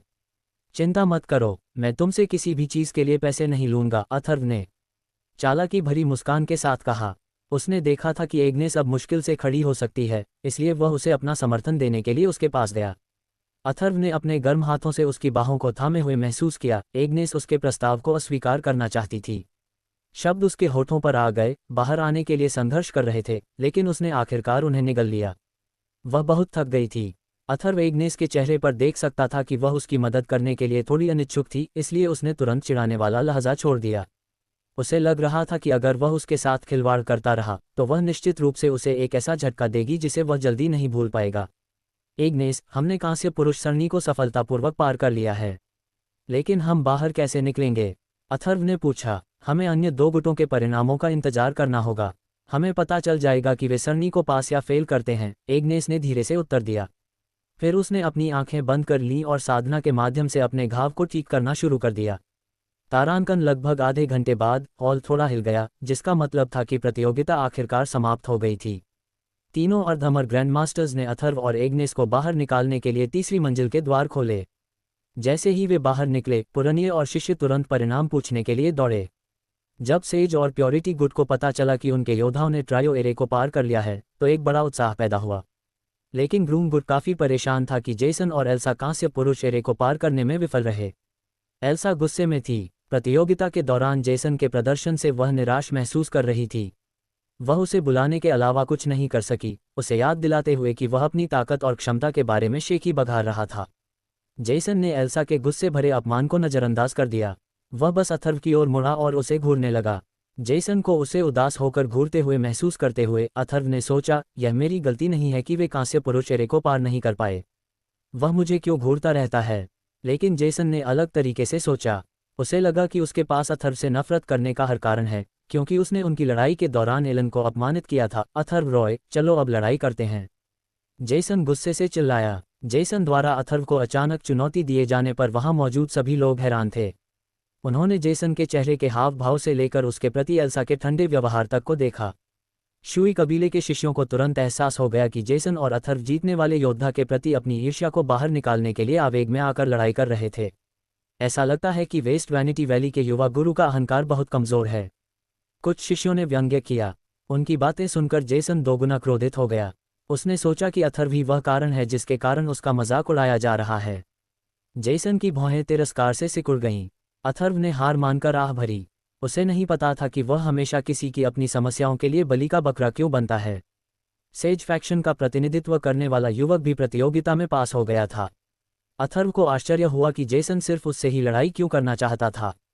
क्या वह सोचता है कि वह मुझ पर हावी हो सकता है? भले ही अथर्व नाराज था और वह जेसन को तुरंत सबक सिखाना चाहता था, उसने खुद को नियंत्रित किया।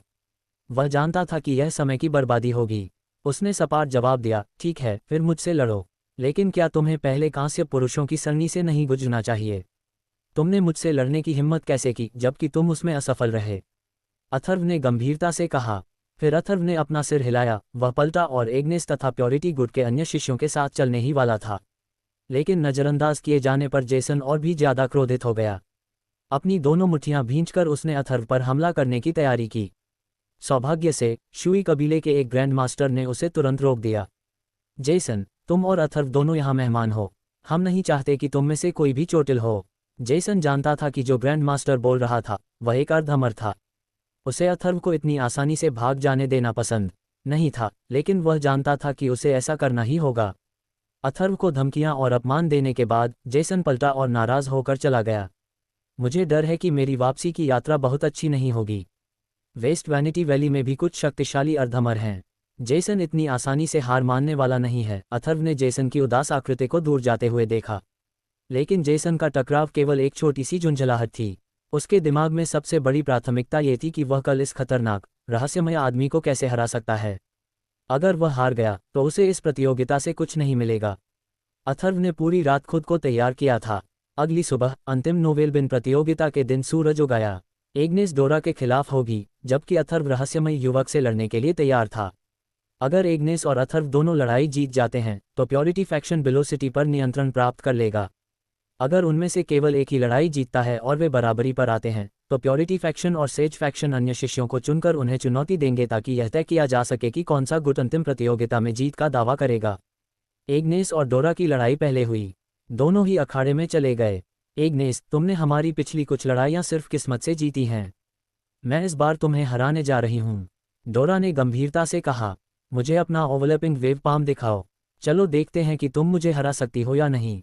एग्नेस ने जवाब दिया। एक दूसरे के प्रति उनके रवैये को देखते हुए ऐसा लग रहा था कि एग्नेस और डोरा एक दूसरे से नाराज हैं। अथर्व कांप उठा। कभी कभी महिलाओं द्वारा पैदा किया गया आक्रोश पुरुषों की तुलना में अधिक डरावना हो सकता है। अपनी ऊर्जा को इकट्ठा करते हुए डोरा ने ओवरलैपिंग वेव पाम को सक्रिय किया और एग्नेस पर हमला किया। अथर्व को ऐसा लगा कि डोरा ने अपनी पूरी ताकत लगा दी है। एग्नेस ने हीनता दिखाने से इनकार कर दिया और ओवरलैपिंग वेव पाम के साथ डोरा को रोकने का विकल्प चुना।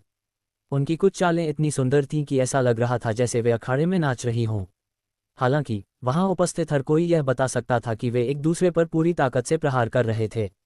ट्रिपल वेव स्पाम से शुरू करके वे अब ऑक्टपल वेव स्पाम का उपयोग करने के लिए आगे बढ़ गए थे। हालांकि वे अभी भी बंधे हुए थे, प्रत्येक योद्धा युद्ध के अपने हिस्से को संभाले हुए था। अधिकांश शिष्य आश्चर्यचकित थे कि एग्नेस और डोरा दोनों ने पहले ही ऑक्टपल वेव स्पाम में महारत हासिल कर ली थी।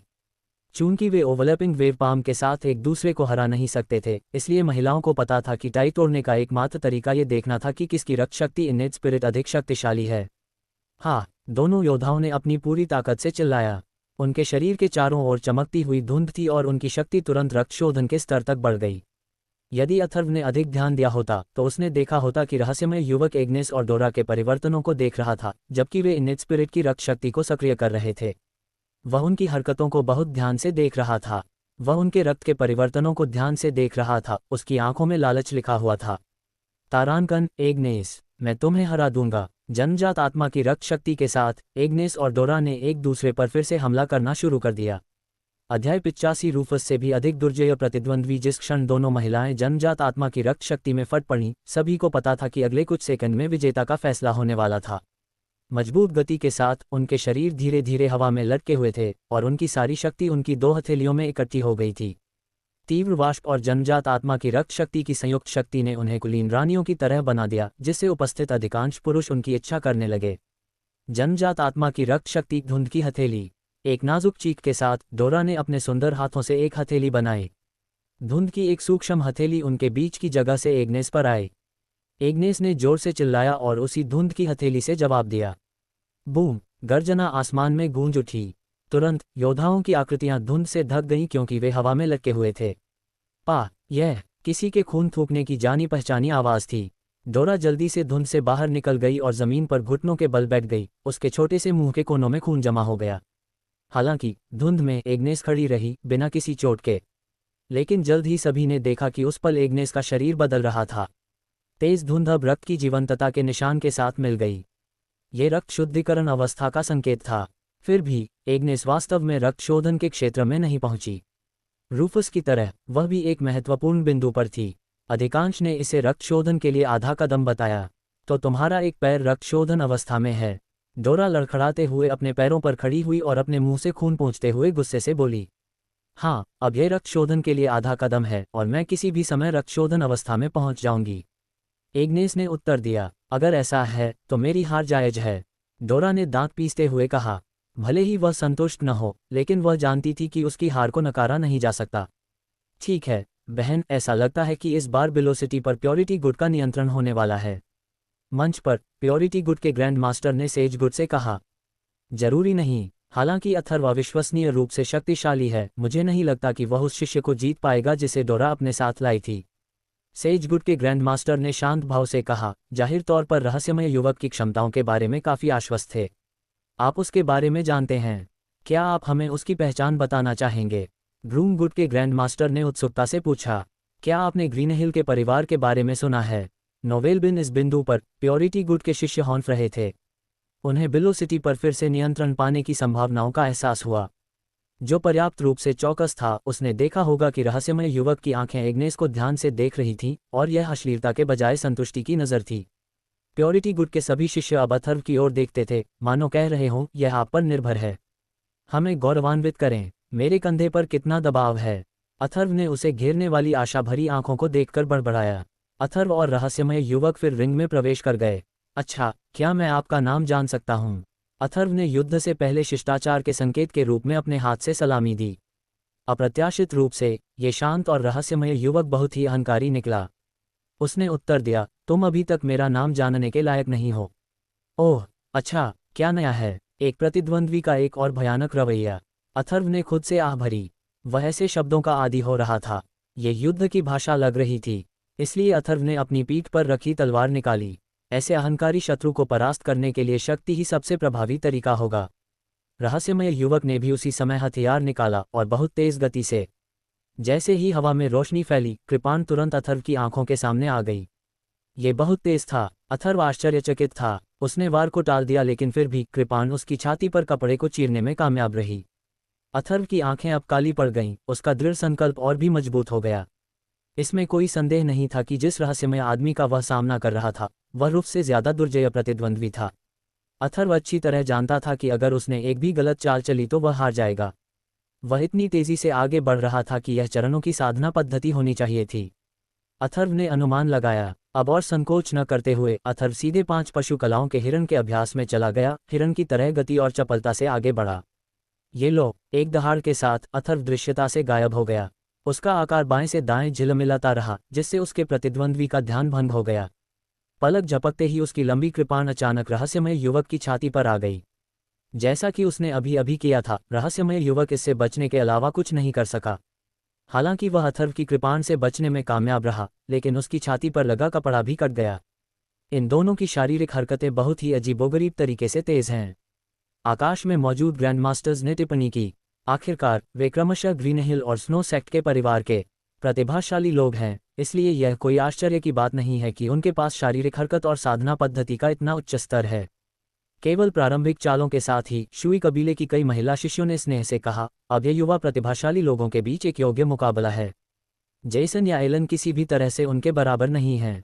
एक बार जब उसे एहसास हुआ कि उसके वस्त्र को अथर्व की कृपाण ने काट लिया है, तो रहस्यमय युवक की आंखें काली और जानलेवा हो गईं। तभी उसके चाकू से एक तीव्र आत्मा उठी, जिसने एक भयंकर प्रकाश दिया, जो ये दर्शाता था कि उसकी कृपाण रोशनी 20% तक पहुंच गई थी। ये कृपाण रोशनी थी। केवल एक प्रतिभाशाली व्यक्ति ही इसे समझ सकता है, शिष्यों ने एक बार फिर कहा। इसके साथ ही डोरा ने अपने होठों को दबाया और एग्नेस पर एक दुर्भावनापूर्ण नजर डाली। संदेश स्पष्ट था, भले ही मैं हार गई, मेरा साथी बहादुरी से जीतेगा। एग्नेस ने उसे अनदेखा कर दिया। उसे कोई परवाह नहीं थी। क्या अथर्व में वह प्रकाश बोध नहीं था जो रहस्यमय युवक ने समझ लिया था? पीछे न रहना चाहते हुए अथर्व ने फिर अपनी कृपाण की मूठ घुमाई, जहां अब तीव्र ऊर्जा उठ रही थी। रहस्यमय युवक की तीव्र गति का सामना दूर से हो रहा था। यह निर्धारित किया जा सकता था कि अथर्व की कृपाण रोशनी पहले ही 10% से अधिक हो चुकी थी। हाँ, अथर्व ने 3 विश्राम दिनों के दौरान केवल 5 पशु कलाओं का अभ्यास ही नहीं किया था। वह प्रकाश बोध को भी समझ रहा था और भक्षक क्षेत्र और अराजकता मैनुअल की सहायता से वह कभी भी और कहीं भी कृपाण रोशनी को बुला सकता था। कुछ दिन पहले अथर्व ने आखिरकार कृपाण रोशनी का 10% समझने में सफलता प्राप्त की थी। देखो, अथर्व के पास भी कृपाण रोशनी है। पवित्रता गुट के शिष्य चिल्लाए, उनकी आंखें इस सब के उत्साह से चमक रही थीं। डोरा का चेहरा तुरंत काला पड़ गया और रहस्यमय युवक की आंखें और भी भयंकर हो गईं। उसने गुस्से से भौहें सिकोड़ीं। भाड़ में जाओ, युवक ने बिना किसी हिचकिचाहट के सीधे चरणों की साधना विधि शुरू कर दी। एक दहाड़ के साथ तलवार उसके हाथ से गिर गई। नीली आध्यात्मिक ऊर्जा तलवार की रोशनी में बदल गई और अथर्व पर आ गिरी। चूंकि तुम्हारे पास लकड़ी की प्रकृति वाली आध्यात्मिक ऊर्जा है, तो मैं तुम्हें नारकीय शक्ति से जला दूंगा। वह क्रोध से दहाड़ा। अध्याय 86 लिंडन ग्रीनहिल के परिवार से जैसे ही गरजती हुई लपटें चरम पर पहुंची, अथर्व का शरीर और उसकी कृपाण तुरंत एक ज्वाला भट्टी में बदल गई, जो अपने प्रतिद्वंद्वी पर एक शेर दिल वाले हिरण की तरह झपट पड़ी।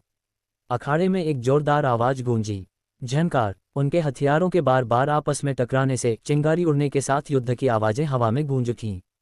गरजती हुई लौ की शक्ति ने जलते हुए पेड़ की शक्ति को फीका कर दिया और उसे झुलसा दिया।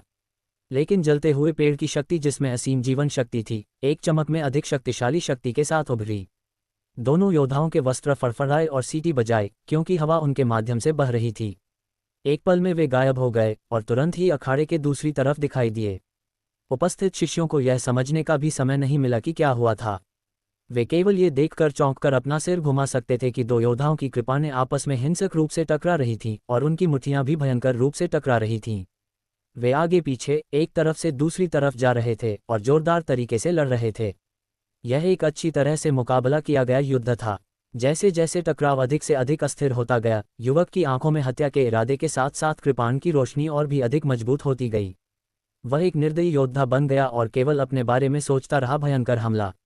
वह आगे बढ़ा और खुद को बचाने के बारे में बिना सोचे आगे बढ़ गया।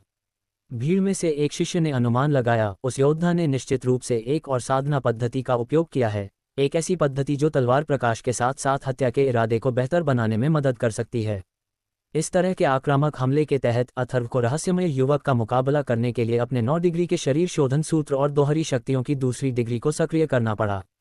हालांकि यह मुश्किल से बराबरी पर आया। अगर अथर्व जीतना चाहता था तो उसे अन्य युद्धाभ्यास करने होंगे। धमाका। एक दौर की भीषण लड़ाई के बाद अथर्व और वह युवक पहली बार एक कानफोड़ू ध्वनि के साथ अलग हुए। वे रुक गए और एक दूसरे को देखने लगे। दोनों पत्थर के चेहरे वाले थे। वे दोनों जानते थे कि बराबरी जारी रखना व्यर्थ होगा। अगर वे अपनी बेहतरीन चालें चलेंगे तो ही विजेता का निर्धारण होगा। हम साथी हैं और मार्शल आर्ट के एक ही क्षेत्र में प्रवेश कर चुके हैं। तुम पहले प्रतिद्वंद्वी हो जो इस हद तक मेरे साथ बने रहने में सक्षम हो। रहस्यमय युवक ने चुप्पी तोड़ी। तो अब मैं तुम्हें अपना नाम बताता हूँ, क्योंकि मैं चाहता हूँ कि तुम जान लो कि वह कौन है जिसने तुम्हें हराया। आखिरकार अथर्व ने धीरे से उत्तर दिया, मैं ग्रीन हिल के परिवार से लिंडन हूँ, वेस्ट डेसोलेट लैंड में एक जन्मजात आत्मा कबीला। तुम्हें मेरा नाम याद रखना चाहिए। तुम कभी नहीं भूलोगे कि तुम्हें हराने वाले व्यक्ति का नाम लिंडन है। सच कहूं तो लिंडन अथर्व को वहीं मार डालने के लिए काफी उत्सुक था, लेकिन इन 3 शक्तिशाली अर्धअमर लोगों के सामने उसकी हिम्मत नहीं हुई। मैंने वेस्ट डेसोलेट लैंड के बारे में सुना है, लेकिन मैं इस तथाकथित ग्रीन हिल कबीले को कभी नहीं जानता, अथर्व ने तिरस्कार के साथ उत्तर दिया। जन्मजात आत्मा कबीला? तो क्या हम स्नो सेक्ट में ऐसी जन्मजात आत्माओं की कमी नहीं है? अथर्व ने सोचा। ग्रीन हिल कबीले? वह ग्रीन हिल कबीले का युवा स्वामी कैसे हो सकता है? शिष्यों ने आश्चर्य से कहा। हालांकि अथर्व को ग्रीन हिल कबीले के बारे में बहुत कम जानकारी थी, लेकिन वहां मौजूद बाकी लोगों के बारे में ऐसा नहीं कहा जा सकता था। ये सुना गया था कि ग्रीन हिल कबीला पूरे पश्चिमी उजाड़ भूमि में सबसे बड़े परिवार का प्रतिनिधित्व करता था और 2 इननेट आत्माओं का दावा करता था। पश्चिमी उजाड़ महल के साथ ग्रीन हिल कबीला पूरे पश्चिमी उजाड़ भूमि पर शासन करता है। शुई कबीले के कुछ शिष्यों ने लिंडन को देखा। उनकी आंखें प्रशंसा से चमक रही थीं। इन नेट से युवा स्वामी कितने महान हैं। आत्मा कबीला कौन था? उन्होंने उसी समय डोरा पर ईर्ष्या भरी नजर डाली, जिसने एक बार फिर अपनी घमंडी मुस्कान को अपनाया था। बहन, हम तीनों को ध्यान से ध्यान देना चाहिए। उनमें से एक ग्रीन हिल कबीले का युवा गुरु है और दूसरा स्नो सेक्ट का प्रतिभाशाली शिष्य है। हमें उन पर नजर रखनी चाहिए, प्योरिटी फैक्शन के ग्रैंड मास्टर ने कहा। चिंता मत करो, जब समय आएगा तो मैं अपनी शक्ति का उपयोग करके लड़ाई को रोकूंगा और हमें चोट से बचाऊंगा। ग्रीन हिल कबीले को न जानने की तुम्हारी हिम्मत कैसे हुई? तुमने हमें नीचा दिखाने की हिम्मत की। लिंडन ने अथर्व के जवाब में गुर्राहट की। उसकी आंखों में जानलेवा इरादे भरे हुए थे। अगर नजरें मार सकती तो अथर्व 1000 बार मर जाता। मैं तुम्हारे कबीले को क्यों जानूंगा? हम स्नो सेक्ट में तुम्हारे बारे में कभी बात नहीं करते। अथर्व ने लिंडन के आत्म महत्व से नाराज होकर ठंडे स्वर में उत्तर दिया। लिंडन ने अपनी भौहें सिकुड़ी और चुप रहा। वह जानता था कि अब शब्द खाली थे। उसे अपनी शक्ति बढ़ानी थी और अथर्व को हराना था। नोवेल बिन, स्वाभाविक आत्मा की रक्त शक्ति। जीवन शक्ति अनंत है। लिंडन दहाड़ा और उसका शरीर अचानक नाटकीय रूप से बदल गया। उसके काले बाल, भौहें और यहाँ तक कि उसका चेहरा भी तुरंत गहरे नीले रंग में बदल गया। लेकिन बाहरी रूप महत्वपूर्ण नहीं था। अथर्व के लिए जो मायने रखता था वह यह था कि उसने लिंडन से एक मजबूत जीवन शक्ति निकलती हुई महसूस की। ऐसा लग रहा था कि इस तरह की जीवन शक्ति लिंडन को वापस जीवित कर सकती है, भले ही वह मारा गया हो। स्वाभाविक आत्मा की एक और तरह की रक्त शक्ति। बड़े कुलों की ये प्रतिभाएं मार्शल आर्ट की दुनिया में अपनी प्रतिष्ठा की हकदार हैं। वास्तव में उन सभी की अपनी विशिष्टताएं हैं, अथर्व ने खुद से कहा। लेकिन उसने अपनी घबराहट नहीं दिखाई। वह जानता था कि उसका अस्तित्व इन प्रतिभाओं के साथ पूरा होना था। भले ही इन योद्धाओं के पास उन्नत आध्यात्मिक मेरिडियन हो, फिर भी वह उनके खिलाफ वहां था।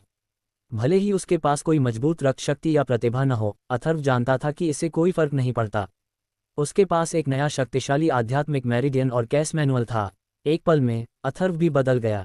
अब वह बहुत अधिक रहस्यमय लग रहा था। उसके जमे हुए क्रिस्टल और गरजती लपटें खुद को शानदार ढंग से प्रकट कर रही थीं। रूनिक शक्ति। यह रूनिक शक्ति थी। आखिर अथर्व के पास किस तरह का आध्यात्मिक मेरिडियन है? अथर्व के परिवर्तन को देखकर फिर से शोरगुल शुरू हो गया। ओह, आप सभी को बहुत आश्चर्य होगा यदि आप जानते कि अथर्व के पास केवल एक अपूर्ण आध्यात्मिक मेरिडियन है, एग्नेस ने इस जादुई दृश्य को देखने के बाद खुशी से सोचा। आप सभी केवल अथर्व के अपूर्ण आध्यात्मिक मेरिडियन के बारे में सोचते हैं, उसकी दृढ़ता, साहस और बहादुरी को अनदेखा करते हैं। यही असली कारण है कि वह इतनी दूर क्यों पहुंच गया है। उसने खुद से कहा, रूनिक शक्ति, क्या यह आपका इक्का है? लिंडन ने आश्चर्य में कहा। फिर भी वह अथर्व के लाल रंग के रूनों को तिरस्कारपूर्वक देख रहा था। ठीक है, तो मैं आपको दिखाऊंगा कि जन्मजात आत्मा की रक्तरेखा वास्तव में क्या है और ग्रीन हिल कबीला कभी क्यों नहीं हारता।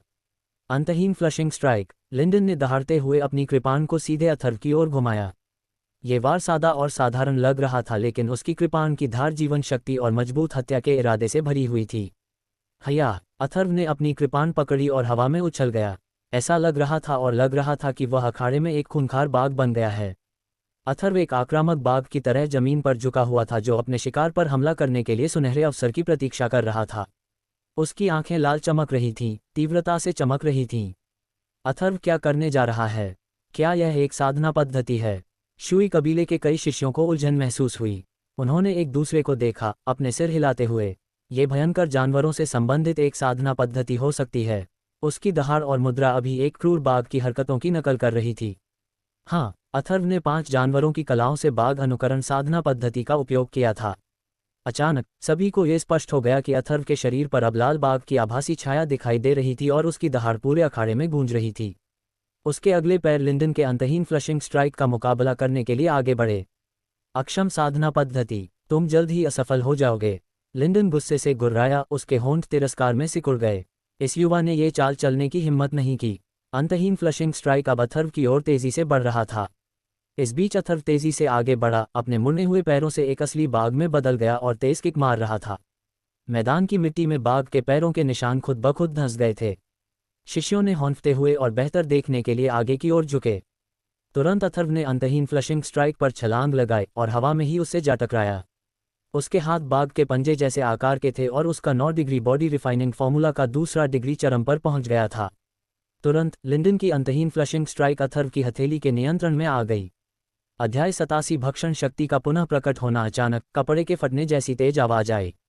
अगले ही पल लिंडन की अंतहीन फ्लशिंग स्ट्राइक अथर्व के तीखे पंजों से पूरी तरह से चीर कर टुकड़े टुकड़े हो गई, जो फ्लशिंग ट्री की ताकत में बदल गई। अथर्व वापस अखाड़े में लौट आया। उसके मजबूत अंतर्ज्ञान ने उसे बताया कि लिंडन की अंतहीन फ्लशिंग स्ट्राइक को नष्ट करना कोई आसान काम नहीं था। जैसा कि अपेक्षित था, जैसे ही अथर्व ने अखाड़े में पैर रखा, 2 अंतहीन फ्लशिंग स्ट्राइक अचानक उसी स्थान पर प्रकट हुई जहां अथर्व ने पहली को फाड़ दिया था। इन 2 स्ट्राइक की शक्ति और ताकत बिल्कुल पहली स्ट्राइक के समान थी, जैसा कि मैंने उम्मीद की थी। इसीलिए अंतहीन स्ट्राइक का ये नाम है। अथर्व ने खुद से कहा, अच्छा बचाव, लेकिन जब मैं तुम्हारे साथ काम खत्म कर लूंगा तो ये बेकार हो जाएगा। लिंडन ने ठंडे स्वर में कहा जब अथर्व ने उसके द्वारा किए गए हमलों से बचने में कामयाब हो गया। लिंडन ने अपनी कृपाण लहराई, अथर्व पर 2 अन्य अंतहीन फ्लशिंग स्ट्राइक फेंके। अब जब उसकी विधि का खुलासा हो चुका था, लिंडन ने सामने से हमला करने का फैसला किया। उसकी गति इतनी अविश्वसनीय रूप से तेज होगी कि रक्तशोधन के पहले दर्जे के योद्धाओं के पास भी जवाब देने का समय नहीं होगा। मैं फिर से 5 जानवरों की कला का उपयोग करने की कोशिश करूंगा, अथर्व ने खुद से सोचा। उसने 5 जानवरों की कला के बाघ और हिरण दोनों खेती के तरीकों का इस्तेमाल करके 2 तीखे पंजे बनाए और फिर अपनी पूरी ताकत से 2 अंतहीन फ्लशिंग स्ट्राइक पर हमला किया। बूम! इस टक्कर की आवाज़ जोर से गूंजी। अथर्व 2 अंतहीन फ्लशिंग स्ट्राइक को टुकड़े टुकड़े करने में सक्षम था, लेकिन उसके हाथ अब घायल हो गए थे और खून बह रहा था। नोवेलबिन चीज़ों को बदतर बनाने के लिए फ्लशिंग ट्री की शक्ति की उपस्थिति के कारण 2 अंतहीन फ्लशिंग स्ट्राइक फिर से तेजी से पुनर्जीवित हो गए। सौभाग्य से 5 जानवरों की कला की हिरण नकल करने वाली खेती पद्धति भी तेजी से बहाल हो सकती थी। अथर्व जल्दी से पीछे हट गया, एक और प्रहार को चकमा देते हुए। लेकिन अंदर ही अंदर अथर्व और अधिक उत्साहित हो रहा था। अब उसे एक बात का यकीन हो गया था। उसे एहसास हो गया था कि अंतहीन फ्लशिंग स्ट्राइक से कैसे निपटना है। अगर कोई तेज निगाह वाला व्यक्ति ध्यान से देखता तो वह यह निर्धारित कर सकता था कि लिंडन के हाथों से निकलने वाली फ्लशिंग ट्री की शक्ति अथर्व के भक्षण करने वाले रूनों के कारण तेजी से विघटित हो रही थी। मेरे भक्षण करने वाले रून इसके बल को भक्षण करने में सक्षम हैं। अगर मैं लिंडन को मार देता हूं तो मैं शुई कबीले के 3 अमर लोगों को बता सकता हूं कि यह एक दुर्घटना थी, अथर्व ने खुद से सोचा। और वहीं उसने घमंडी योद्धा को मारने का फैसला किया।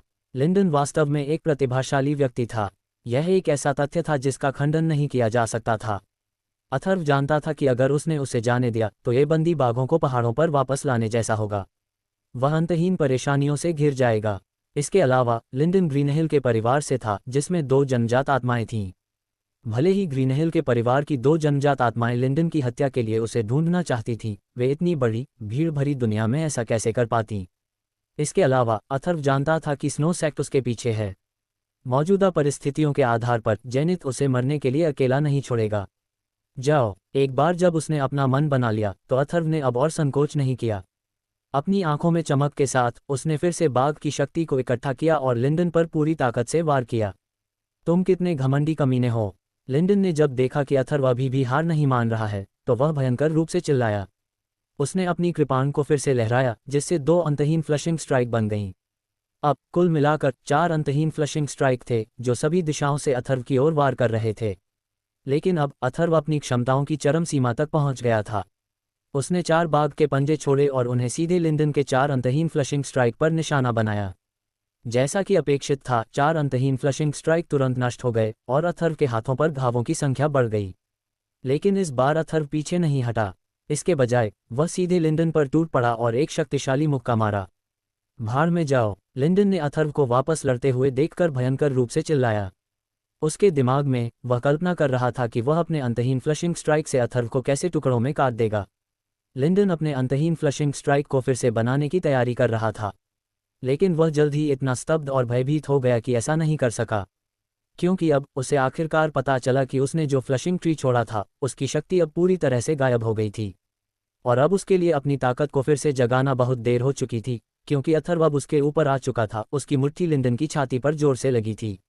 लिंडन को बहुत चोट लगी थी। उसके मुंह से खून की धार बह रही थी, साथ ही उसके कुछ दांत भी टूट गए थे। वह मैदान में भारी होकर गिर पड़ा और उसकी आंखें सदमे से चौड़ी हो गईं। शुई कबीले के शिष्यों के प्रतिक्रिया करने से पहले अथर्व ने अपनी पीठ पर म्यान से अपनी कृपाण निकाली, हवा में ऊंची छलांग लगाई और लिंडन के शरीर पर निशाना साधा। अथर्व, तुम सभी हमारे शुई कबीले द्वारा आमंत्रित अतिथि हो। कृपया यहाँ किसी को मत मारना। अथर्व के मन में एक आवाज गूंजी, क्योंकि एक अदृश्य शक्ति ने भी उसे हमला करने से रोक दिया था।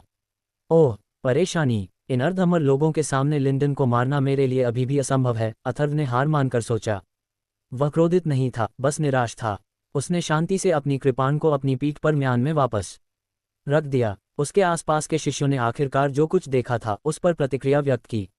वे अखाड़े में लेटे लिंडन को अविश्वास से देखते रहे।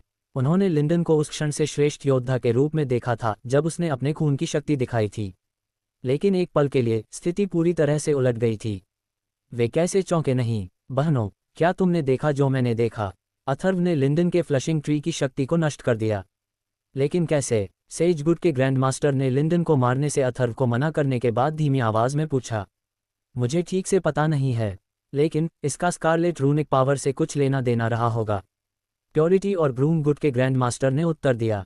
हाँ, यह एक असाधारण मैनुअल होना चाहिए। एक संभावना है कि अथर्व को स्नो सेक्ट के 2 कास्टिंग मास्टर्स में से एक द्वारा सलाह दी जा रही है, सेजगुड के ग्रैंड मास्टर ने कहा। ऐसा लगता है कि भले ही अथर्व जन्मजात आत्मा न हो, लेकिन वह निश्चित रूप से डैमिक स्पिरिट लेवल पर कास्टिंग मास्टर हो सकता है। इसलिए हमें उस पर अच्छा प्रभाव डालने की पूरी कोशिश करनी चाहिए। हमें उसे हमारे कबीले के बारे में आश्वस्त महसूस कराने की कोशिश करनी चाहिए। सहमत। मुझे मार डालो। मुझे मारने की तुम्हारी हिम्मत कैसे हुई? लिंडन ने अथर्व पर गुर्राते हुए कहा, क्योंकि वह अजीब तरह से लड़खड़ा रहा था। उसका अहंकार और अभिमान पूरी तरह से चकनाचूर हो गया था। हाँ, मुझे क्यों नहीं करना चाहिए? अगर यह गलत समय और जगह नहीं होती तो तुम अब जीवित नहीं होते। यहाँ मुझ पर चिल्लाना तो दूर की बात है। अथर्व ने घृणा से उत्तर दिया। कितना सुंदर है अथर्व है। शुई कबीले के शिष्यों की प्रेम भरी आंखें अब अथर्व की ओर मुड़ गईं, जो प्रशंसा से चमक रही थीं। जहां तक लिंडन का सवाल है, अब वह उनके लिए एक बेकार हारने वाला था। डोरा, मुझे लगता है कि इस बार तुम उसके बारे में गलत हो, एग्नेस ने मुस्कुराते हुए कहा। हुन्फ, डोरा ने उपहास किया। लिंडन की ओर पीछे मुड़कर देखे बिना जल्दी से वहां से चली गई। भले ही लिंडन जन्मजात आत्मा परिवार से एक प्रतिभाशाली व्यक्ति था, तो क्या हुआ? अब जब वह असफल हो गया तो उसने उसे फिर कभी न देखने का दृढ़ संकल्प किया। अथर्व, हिम संप्रदाय का एक शिष्य, डोरा ने खुद से कहा। न तो घृणा और न ही क्रोध का कोई निशान था। उफ, नरक में जाओ। हार ने लिंडन को अपना सिर खो दिया था। ऐसा महसूस करते हुए कि अब उसके पास खोने के लिए कुछ भी नहीं है, उसने सीधे अपने हाथों में फ्लशिंग ट्री की शक्ति एकत्र की, अपनी ताकत को फिर से बनाया और फिर अथर्व पर हमला किया। लेकिन उसे भी ऋषि गुड के ग्रैंड मास्टर ने अपने रास्ते में रोक दिया। लिंडन, तुम हार गए हो। कृपया अखाड़े से नीचे उतर जाओ। लड़ाई जारी रखने से तुम्हें कोई फायदा नहीं होगा। अध्याय 88 सफलता प्राप्त करना। सेजगुड के ग्रैंड मास्टर ने दोनों के बीच अव्यवस्थित व्यवहार को देखा, इसलिए उन्होंने हस्तक्षेप करने का फैसला किया। बस, उसने अधिकारपूर्वक कहा। लिंडन ने अथर्व का कॉलर गिरा दिया, क्योंकि वह अपने गुस्से से खुद को शांत कर रहा था। अथर्व भाग्यशाली था कि ग्रैंड मास्टर स्थिति को नियंत्रित करने के लिए आसपास थे। लिंडन ग्रीनहिल के परिवार से था, जिसे मार्शल आर्ट के क्षेत्र में सर्वश्रेष्ठ में से एक माना जाता है। अथर्व के लिए ये समस्याग्रस्त होगा यदि वह बिना किसी परिणाम को झेले इस व्यक्ति के साथ सीमा पार करता है। वे दोनों जानते थे कि वे डेमी अमर के सामने शर्मिंदा नहीं होना चाहेंगे। लिंडन ने अथर्व को एक धमकी भरी नज़र से देखा और कहा, बेहतर होगा कि तुम जब तक हो सके शुई कबीले में रहो। एक बार जब आप इस घर के सामने के दरवाजे से बाहर निकल गए तो आपको इसके परिणाम भुगतने होंगे। बेशर्मी से डराए जाने के बाद लिंडन ने शुई परिवार के घर को छोड़ना ही बेहतर समझा। उसने अपना सम्मान बरकरार रखते हुए जाने का फैसला किया। अपना सामान पैक करने के बाद वह पीछे देखे बिना चला गया। वहाँ की स्थिति उसके अपने हिसाब से असहज और परेशान करने वाली हो रही थी। उसने ये भी देखा कि धमकी भरे बयान और छुपे हुए कमेंट्स सभी को असहज कर रहे थे। स्थिति से दूर चले जाना निश्चित रूप से सबसे बुद्धिमानी भरा काम था। आखिरकार शुई के घर में प्रतिस्पर्धा आखिरकार खत्म हो गई। प्रतियोगिता के विजेता के रूप में प्योरिटी फैक्शन ने वेलोसिटी पर नियंत्रण प्राप्त कर लिया। इसने परिवार में अथर्व की प्रसिद्धि का मार्ग प्रशस्त किया। जीत के बाद हर कोई उसका नाम जानता था। अथर्व की प्रसिद्धि के माध्यम से अफवाहें जंगल की आग की तरह फैल गईं। लोगों का ये भी मानना था कि अथर्व और एग्नेस एक दूसरे से प्यार करते थे। मैच के बाद अथर्व और एग्नेस दोनों ही समान रूप से थके हुए थे, इसलिए उन्होंने प्योरिटी फैक्शन के प्रांगण में लौटने का फैसला किया। जैसे ही उन्होंने प्रांगण में पैर रखा, फैक्शन की ग्रैंड मास्टर ने उन्हें अपने अभ्यास महल में बुलाया। बहुत लंबे समय तक अथर्व के दिमाग में केवल ग्रैंड मास्टर का वर्णन ही था। वह वास्तव में कभी नहीं जानता था कि वह वास्तव में कैसी दिखती थी, लेकिन अब वह आखिरकार उससे व्यक्तिगत रूप से मिलने जा रहा था। महल में पहुंचकर वह थोड़ा हैरान हुआ कि वह उससे थोड़ी अलग दिख रही थी जो उसने चित्रित की थी। ग्रैंड मास्टर एक आकर्षक परिपक्व महिला थी। वह मूर्ति जैसी थी और उसके चेहरे की विशेषताएं केवल सुंदरता को दर्शाती थीं। उसकी आंखों में शक्ति और ज्ञान था और उसके उभरे हुए जबड़े की रेखा में एक गर्वित चाल दिखाई देती थी। उसके चेहरे पर कुछ झुर्रियां थीं, लेकिन वह अपनी उम्र के हिसाब से बहुत खूबसूरत थी, ऐसी कि पुरुष उस पर फिदा हो जाएं। महाराज! दोनों योद्धाओं ने सम्मानपूर्वक महाराज का अभिवादन किया। एग्नेस महल में दाखिल हुई और अथर्व भी उसके पीछे गया। अच्छा, तुम हिम संप्रदाय के शिष्य हो, युवा वीर योद्धा अथर्व, महाराज ने कहा और उसने अथर्व पर अपनी नज़रें गड़ा दीं। कृपया महाराज, मुझे मेरे नाम से बुलाएं। मुझे इस तरह पुकारे जाने में शर्म आती है, अथर्व ने शर्माते हुए कहा। अच्छा, तुम बहुत विनम्र और विनम्र हो। उसने फिर से उसकी प्रशंसा की। अथर्व, मैंने तुम्हें आभार प्रकट करने और अपना वादा पूरा करने के लिए यहाँ बुलाया है, बुजुर्ग ने आगे कहा। महाराज ने अपनी हथेलियां पलटी और अपनी स्टोरेज रिंग से 2 फल निकाले। अथर्व ने देखा कि इन फलों में बहुत नमी थी और वह दूर से भी बहुत ज्यादा ऊर्जा को तुरंत महसूस कर सकता था। हे भगवान, ये जल जीवन शक्ति फल है, एग्नेस ने अपने चेहरे पर आश्चर्य व्यक्त करते हुए कहा। उसने पहले ही फल के बारे में सुना था क्योंकि हर कोई इसके बारे में बात कर रहा था। हाँ, वे हैं, वे जल जीवन शक्ति फल हैं, स्वर्ग और पृथ्वी से मध्यवर्ती खजाने। यदि ठीक से लिया और परिष्कृत किया जाता है तो ये रक्त शुद्धि के निम्न और मध्यवर्ती चरण में योद्धाओं को अगली कड़ी का जोखिम उठाए बिना एक स्तर ऊपर जाने में मदद कर सकता है। बुजुर्ग ने सिर हिलाया। वाह, स्वर्ग और पृथ्वी से मध्यवर्ती खजाने, एक स्तर ऊपर चले जाओ, अथर्व ने कहा क्योंकि वह इस बात से अचंभित था कि यह फल कितना जादुई और शक्तिशाली था।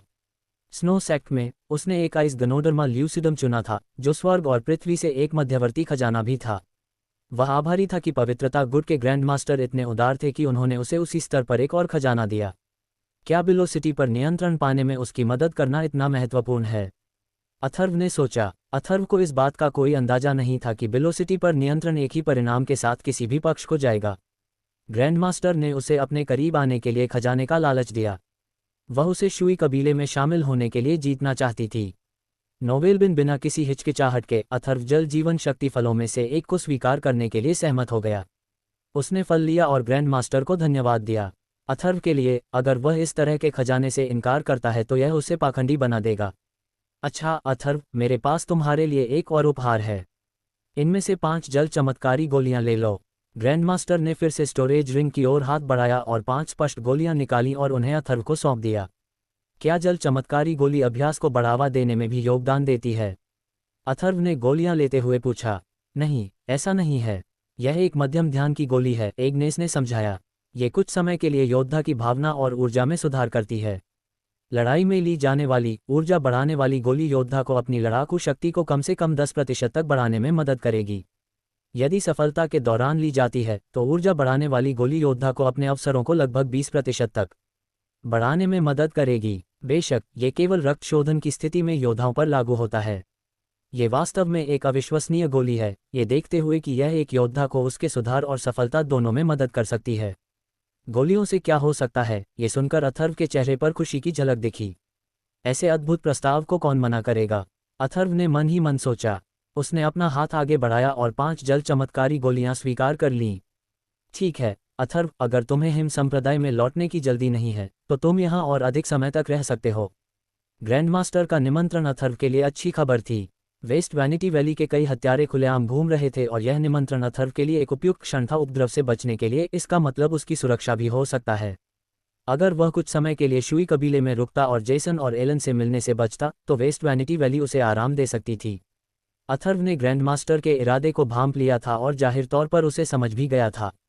उसने सिर हिलाया और जवाब दिया, तो मैं आपके रहने के निमंत्रण को स्वीकार करता हूँ। मैं वादा करता हूँ कि जब तक मैं यहाँ हूँ मैं आपको इतना परेशान नहीं करूँगा। हाँ, आपका स्वागत है, ग्रैंडमास्टर ने खुशी से जवाब दिया।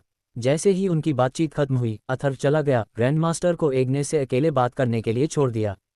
फिर अथर्व अपने कमरे में वापस गया और 5 पानी की चमत्कारी गोलियां निकालीं। उसने एक एक करके हर गोली की सावधानीपूर्वक जांच की। मुझे विश्वास नहीं हो रहा है कि यह गोली योद्धाओं की भावना और ऊर्जा में सुधार कर सकती है, और अब मुझे और भी अधिक विश्वास है कि मैं सफलतापूर्वक आगे निकल सकता हूं, अथर्व ने सोचा।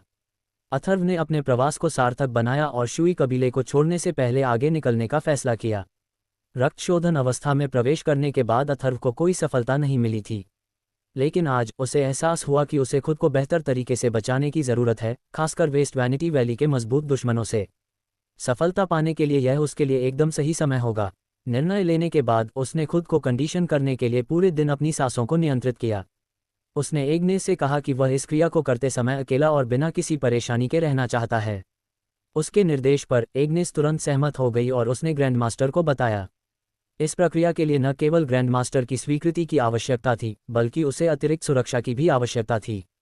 ग्रैंडमास्टर की उदारता से उसने रक्त शोधन अवस्था में कुछ गार्डों को उसकी सुरक्षा करने का आदेश दिया।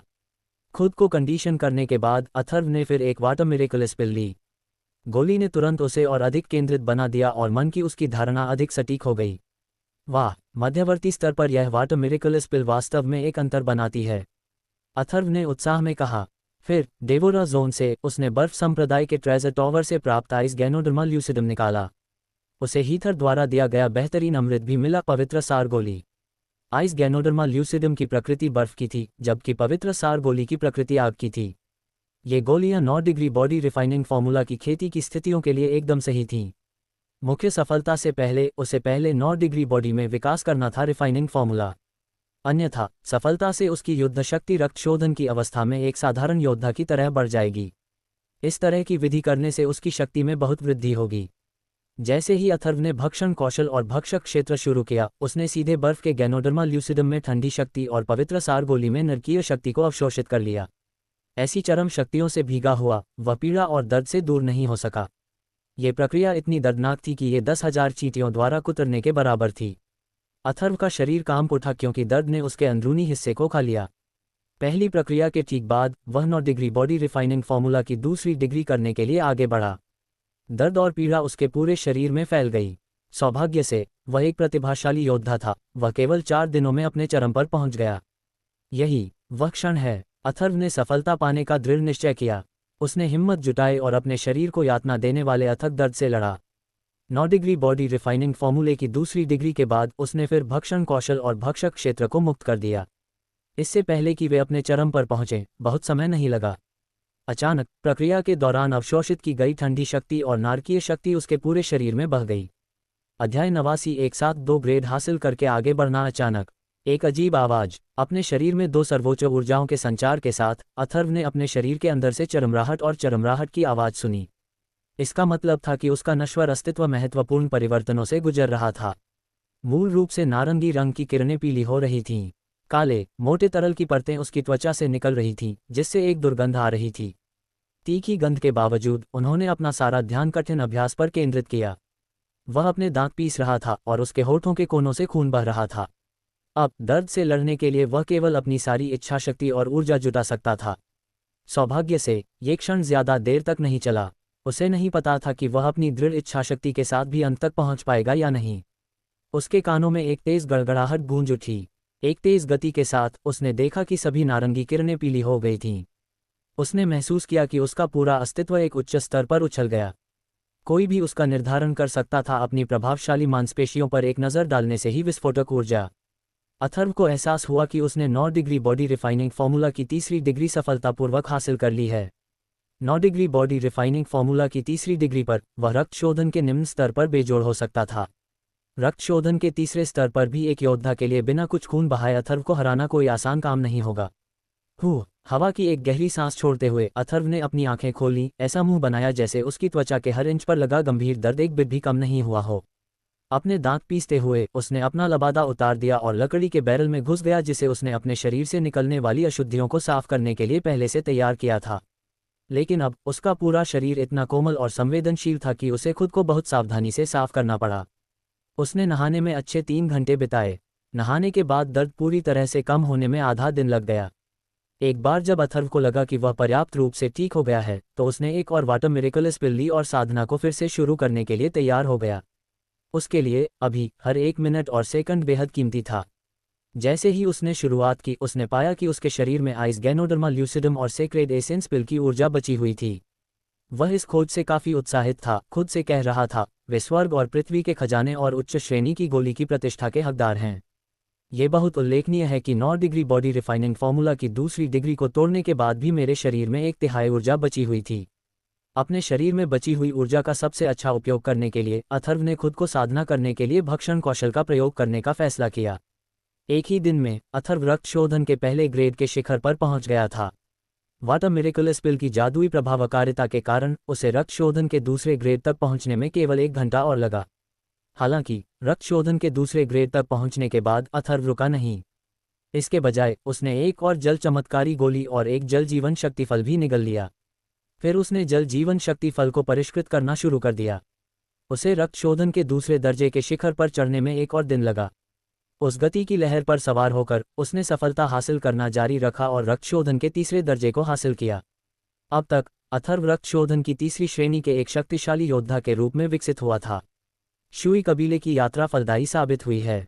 10 दिनों की अवधि में मैंने एक ही बार में 2 ग्रेड हासिल किए, उसने अपने भीतर एक बहुत मजबूत शक्ति महसूस करते हुए सोचा। सबसे ऊपर मैंने 9 डिग्री बॉडी रिफाइनिंग फॉर्मूला की तीसरी डिग्री में भी प्रवेश किया है। क्या उपलब्धि है! लेकिन अथर्व ये भी अच्छी तरह से जानता था कि उसे अपने नए अर्जित कौशल और ऊर्जा को लागू करने में स्थिर और कुशल प्रदर्शन करने से पहले बहुत अभ्यास की आवश्यकता होगी। इस सारी प्रगति में 2 चीज़ों का योगदान था। सबसे पहले उसे उच्च ग्रेड तक पहुंचने में बहुत कम समय लगा और दूसरा उसकी उन्नति की तेज गति काफ़ी हद तक स्वर्ग और पृथ्वी के खजाने और गोलियों के कारण थी, न कि उसकी दीर्घकालिक कठोर साधना के कारण। ऐसा लग रहा था कि उसके पास खुद को तेजी से साधना करने के अलावा कोई विकल्प नहीं था। हालांकि शुई कबीला उसे अपनी कृपा पाने की कोशिश करने के लिए मदद कर रहा था, लेकिन वह जानता था कि उनसे वेस्ट वैनिटी वैली को अपने साथ संभालने के लिए कहना लगभग असंभव था। उसके पास खुद के अलावा कोई नहीं था जिस पर वह भरोसा कर सके। आखिरकार अथर्व को पहले से ही पता था कि अपनी ऊर्जा की अस्थिरता से कैसे निपटना है, इसलिए उसने अपने कौशल को बढ़ाने के लिए ऐसा विकल्प चुना था। वह जानता था कि यह कैसे करना है। इसका समाधान था भक्षण कौशल। भक्षण कौशल के कई दिनों के अभ्यास के बाद उसने भक्षण कौशल की गहरी और अधिक विस्तृत समझ हासिल कर ली थी। उसका मानना था कि मूर्त के अलावा भक्षण कौशल उसे अमूर्त चीज़ों को भक्षण करने में मदद कर सकता है। ये योद्धा के युद्ध के अनुभव, साधना पद्धति की समझ और ज्ञान आदि जैसी चीज़ें हो सकती हैं, और ये चीज़ें बस उसकी कमजोरियां थीं। उसका मानना था कि जब तक वह भक्षण कौशल का अभ्यास जारी रख सकता है और इसके सार को समझने की कोशिश में मेहनती हो सकता है, वह कमियों को पूरा करने में सक्षम होगा। नोवेलबिन 9 डिग्री बॉडी रिफाइनिंग फॉर्मूला की तीसरी डिग्री और रक्त शोधन की तीसरी श्रेणी पूरी हो गई है। मेरे जाने का समय आ गया है, अथर्व ने शांत भाव से बड़बड़ाते हुए कहा जैसे ही वह अपने पैरों पर खड़ा हुआ। उसने एग्नेस को ढूंढा और उसे बताया कि वह जा रहा है। एग्नेस को आश्चर्य नहीं हुआ, उसे इसकी उम्मीद थी। वह जानती थी कि उसके जाने का दिन बस समय की बात है, लेकिन फिर भी उसकी आंखों में एक उदास चमक थी। लेकिन वह जानती थी कि वह उसे फिर से देखेगी, हालांकि अक्सर नहीं। स्नो सेक्ट के साथी शिष्यों के रूप में उन्हें जब तक वे चाहें एक दूसरे को देखने का मौका मिल सकता था। ऐसा लगता है कि आधे महीने की एकांत साधना के बाद तुमने बहुत प्रगति की है, एग्नेस ने धीरे से कहा। उसे अथर्व के शरीर के अंदर एक मजबूत ऊर्जा का एहसास हो रहा था। बहुत अधिक दुर्जेय। अगर उसे पता होता कि अथर्व ने रक्तशोधन की तीसरी कक्षा प्राप्त कर ली है तो वह अवाक रह जाती। अच्छा, तुम भी रक्तशोधन की पहली कक्षा तक पहुंच गए हो, है न एग्नेस? अथर्व ने उदास होकर हंसते हुए कहा। अगर मैं अपने कौशल के साथ आगे बढ़ता रहा तो मुझे डर है कि तुम्हारी पीठ की एक झलक भी मेरी जंगली इच्छाओं में से एक बन जाएगी, एग्नेस ने आधे मजाक में कहा। उसकी आंखों में अनिच्छा स्पष्ट थी। अच्छा, हमें इस तरह की बातें करना बंद कर देना चाहिए। तुम कब जाने की योजना बना रहे हो? उसने अपनी आंखें दूसरी ओर घुमाते हुए पूछा। मैं योजना नहीं बना रहा हूं। मैं जब चाहूंगा तब जाऊंगा। आज रात, अथर्व ने उत्तर दिया। उसकी आंखों में दृढ़ निश्चयी नजर चमक रही थी। वेस्ट वैनिटी वैली के लोगों, बेहतर होगा कि तुम मुझे साबित करो कि तुम में कितनी कम इंसानियत है, वरना मैं तुम पर कोई दया नहीं दिखाऊंगा। उसने यह विचार अपने तक ही सीमित रखा। ठीक है, रात को निकल जाना सुरक्षित रहेगा, एग्नेस ने टिप्पणी की। फिर वह उत्साहित हो गई और बोली, वैसे तुम्हारे लिए एक अच्छी खबर है। क्या है? ग्रैंडमास्टर ने रक्तशोधन के मध्यवर्ती और उन्नत चरण में वेस्ट वैनिटी वैली के योद्धाओं को रोकने में तुम्हारी मदद करने के लिए शीर्ष स्तर के योद्धाओं को नियुक्त करने की सहमति दी है। इस तरह तुम अपनी ऊर्जा को निचले स्तर के योद्धाओं से निपटने पर केंद्रित कर सकते हो। एग्नेस ने गंभीरता से मुस्कुराते हुए उत्तर दिया। क्या ये सच है, एग्नेस? अथर्व के गंभीर चेहरे पर खुशी की मुस्कान चमक उठी। अच्छा, क्या तुम्हें संदेह है कि एक अर्धअमर, एक तुच्छ रक्तशोधन योद्धा तुमसे किए गए अपने वचन से मुकर जाएगा? एग्नेस ने मजाकिया लहजे में जवाब दिया। ओह एग्नेस, तुम जानती हो कि मैं वास्तव में इसकी सराहना करती हूँ। कृपया अपने ग्रैंडमास्टर को मेरा अभिवादन भेजें। मैं उनका एक स्वामी हूँ। अथर्व कृतज्ञता से भर गया। उसके लिए यह एक असाधारण उपकार था। कौशल और क्षमता के मामले में अपनी सभी उपलब्धियों के बावजूद वह रक्तशोधन के मध्यवर्ती और उन्नत चरणों में उन योद्धाओं का सामना करने पर एक चींटी से अधिक कुछ नहीं होगा। उसने एक बार निराश होकर सोचा था कि वह जो करने जा रहा था वह भाग्य का खेल से अधिक कुछ नहीं होगा और वह अपनी गर्दन को जोखिम में डालने जा रहा था। लेकिन अब परिस्थितियां काफी बदल गई थीं। उसके पास बेहतर मौका था। शुई कबीले ने उसे एक मूल्यवान हाथ दिया था और वह इसे कभी नहीं भूलेगा। अध्याय 90 गरीब भाई मरने के लिए अभिशप्त। तो तुम्हें पता है कि तुम कहाँ जा रहे हो? एग्नेस ने उसकी भविष्य की योजनाओं के बारे में पूछा। ठीक है, सच कहूं तो नहीं। मुझे अभी भी यकीन नहीं है, लेकिन मुझे पता है कि मैं यहाँ का नहीं हूँ। वैसे भी मुझे यहाँ से चले जाना चाहिए, अथर्व ने अपना सिर हिलाया और जवाब दिया। वह दूर तक देखता रहा जबकि वह उन जगहों की अनंत संभावनाओं के बारे में सोच रहा था जहाँ वह जा सकता था। उसके पास अभी तक कोई खास मंजिल नहीं थी। हाँ, मुझे पता है कि तुम यहाँ के नहीं हो और यहाँ नहीं रहोगे। दुनिया वहाँ है, तुम्हारा इंतजार कर रही है। अपना ख्याल रखना, एग्नेस ने कहा, ये जानते हुए कि यह युवक कितना सक्षम होने वाला था। तुम भी, अथर्व ने मुस्कुराते हुए जवाब दिया। उन्होंने थोड़ी देर बात की और फिर अथर्व अपने क्वार्टर में लौट आया। उसने रात होने के बाद जाने की योजना बनाई। केवल एग्नेस और प्योरिटी फैक्शन के ग्रैंडमास्टर को उसके जाने के बारे में पता था। वह जानता था कि यह मानना मूर्खता होगी कि प्योरीफाई फैक्शन के सभी लोग उसे इतना पसंद करते हैं कि उसके प्रति वफादार हैं। पैसे जैसी छोटी सी रिश्वत उन्हें बहुत आसानी से खरीद सकती थी। उसकी योजनाओं को उजागर करना सबसे बेवकूफ़ी होगी। आधी रात को अथर्व एग्नेस द्वारा बताए गए गुप्त रास्ते पर शुई कबीले के घर से निकल गया। वह जंगल में चला गया, जैसा कि एग्नेस ने उसे समझाया था कि अगर वह जंगल से निकलकर चला जाता है तो उसे आसानी से नहीं देखा जा सकेगा और वह सुरक्षित निकल सकेगा। हालांकि जंगल में कुछ मिनट के बाद अथर्व को कुछ असामान्य महसूस हुआ। उसे लगा कि उसका पीछा किया जा रहा है। वह रुक गया, अपनी आंखें बंद कर लीं और एक गहरी सांस ली। फिर उसने हिम्मत से चिल्लाया, कौन है? उसने अपने संदेह की पुष्टि की जब उसने अपने पीछा करने वाले की सांसों को महसूस करने के लिए अपनी आंतरिक शक्ति को सक्रिय किया। उसके पीछे से एक आकृति प्रकट हुई और उसके पास चली आई। अथर्व ने अनुमान लगाया था कि कोई उसका पीछा कर सकता है, लेकिन उसने कभी नहीं सोचा था कि यह डोरा थी, सेज फैक्शन की प्रतिभाशाली। यह उसके लिए पूरी तरह से चौंकाने वाला था। डोरा, ये तुम हो? तुम्हें कैसे पता चला कि मैं यहाँ हूँ? अथर्व उसे देखते ही घबरा गया। महत्वपूर्ण लड़ाई में उसने लिंडन को हरा दिया था, डोरा के साथ संबंध को शर्मसार कर दिया था। उसे यकीन था कि वह बदला लेने के लिए उसके पीछे आ रही है। हाँ, यह मैं ही हूँ। मुझे कैसे पता चला? हाँ, क्या ये वाकई एक सवाल है? क्या तुम्हें नहीं लगता कि यह एक हास्यास्पद सवाल है? तुम अभी भी शुई कबीले के मैदान में खड़ी हो। डोरा ने घमंड से हंसते हुए जवाब दिया। अथर्व को उसमें कोई दुर्भावना नहीं दिखी। ओह हाँ, मैं समझ गया कि तुम्हारा क्या मतलब है। ये शुई कबीले का क्षेत्र है और बेशक तुम यहाँ होने वाली हर चीज़ के बारे में जानती हो। अथर्व तुरंत समझ गया, लेकिन तुम मेरा पीछा क्यों कर रहे हो? क्या तुम मुझसे अपना बदला लेना चाहते हो? अथर्व ने खुद को तैयार करते हुए पूछा।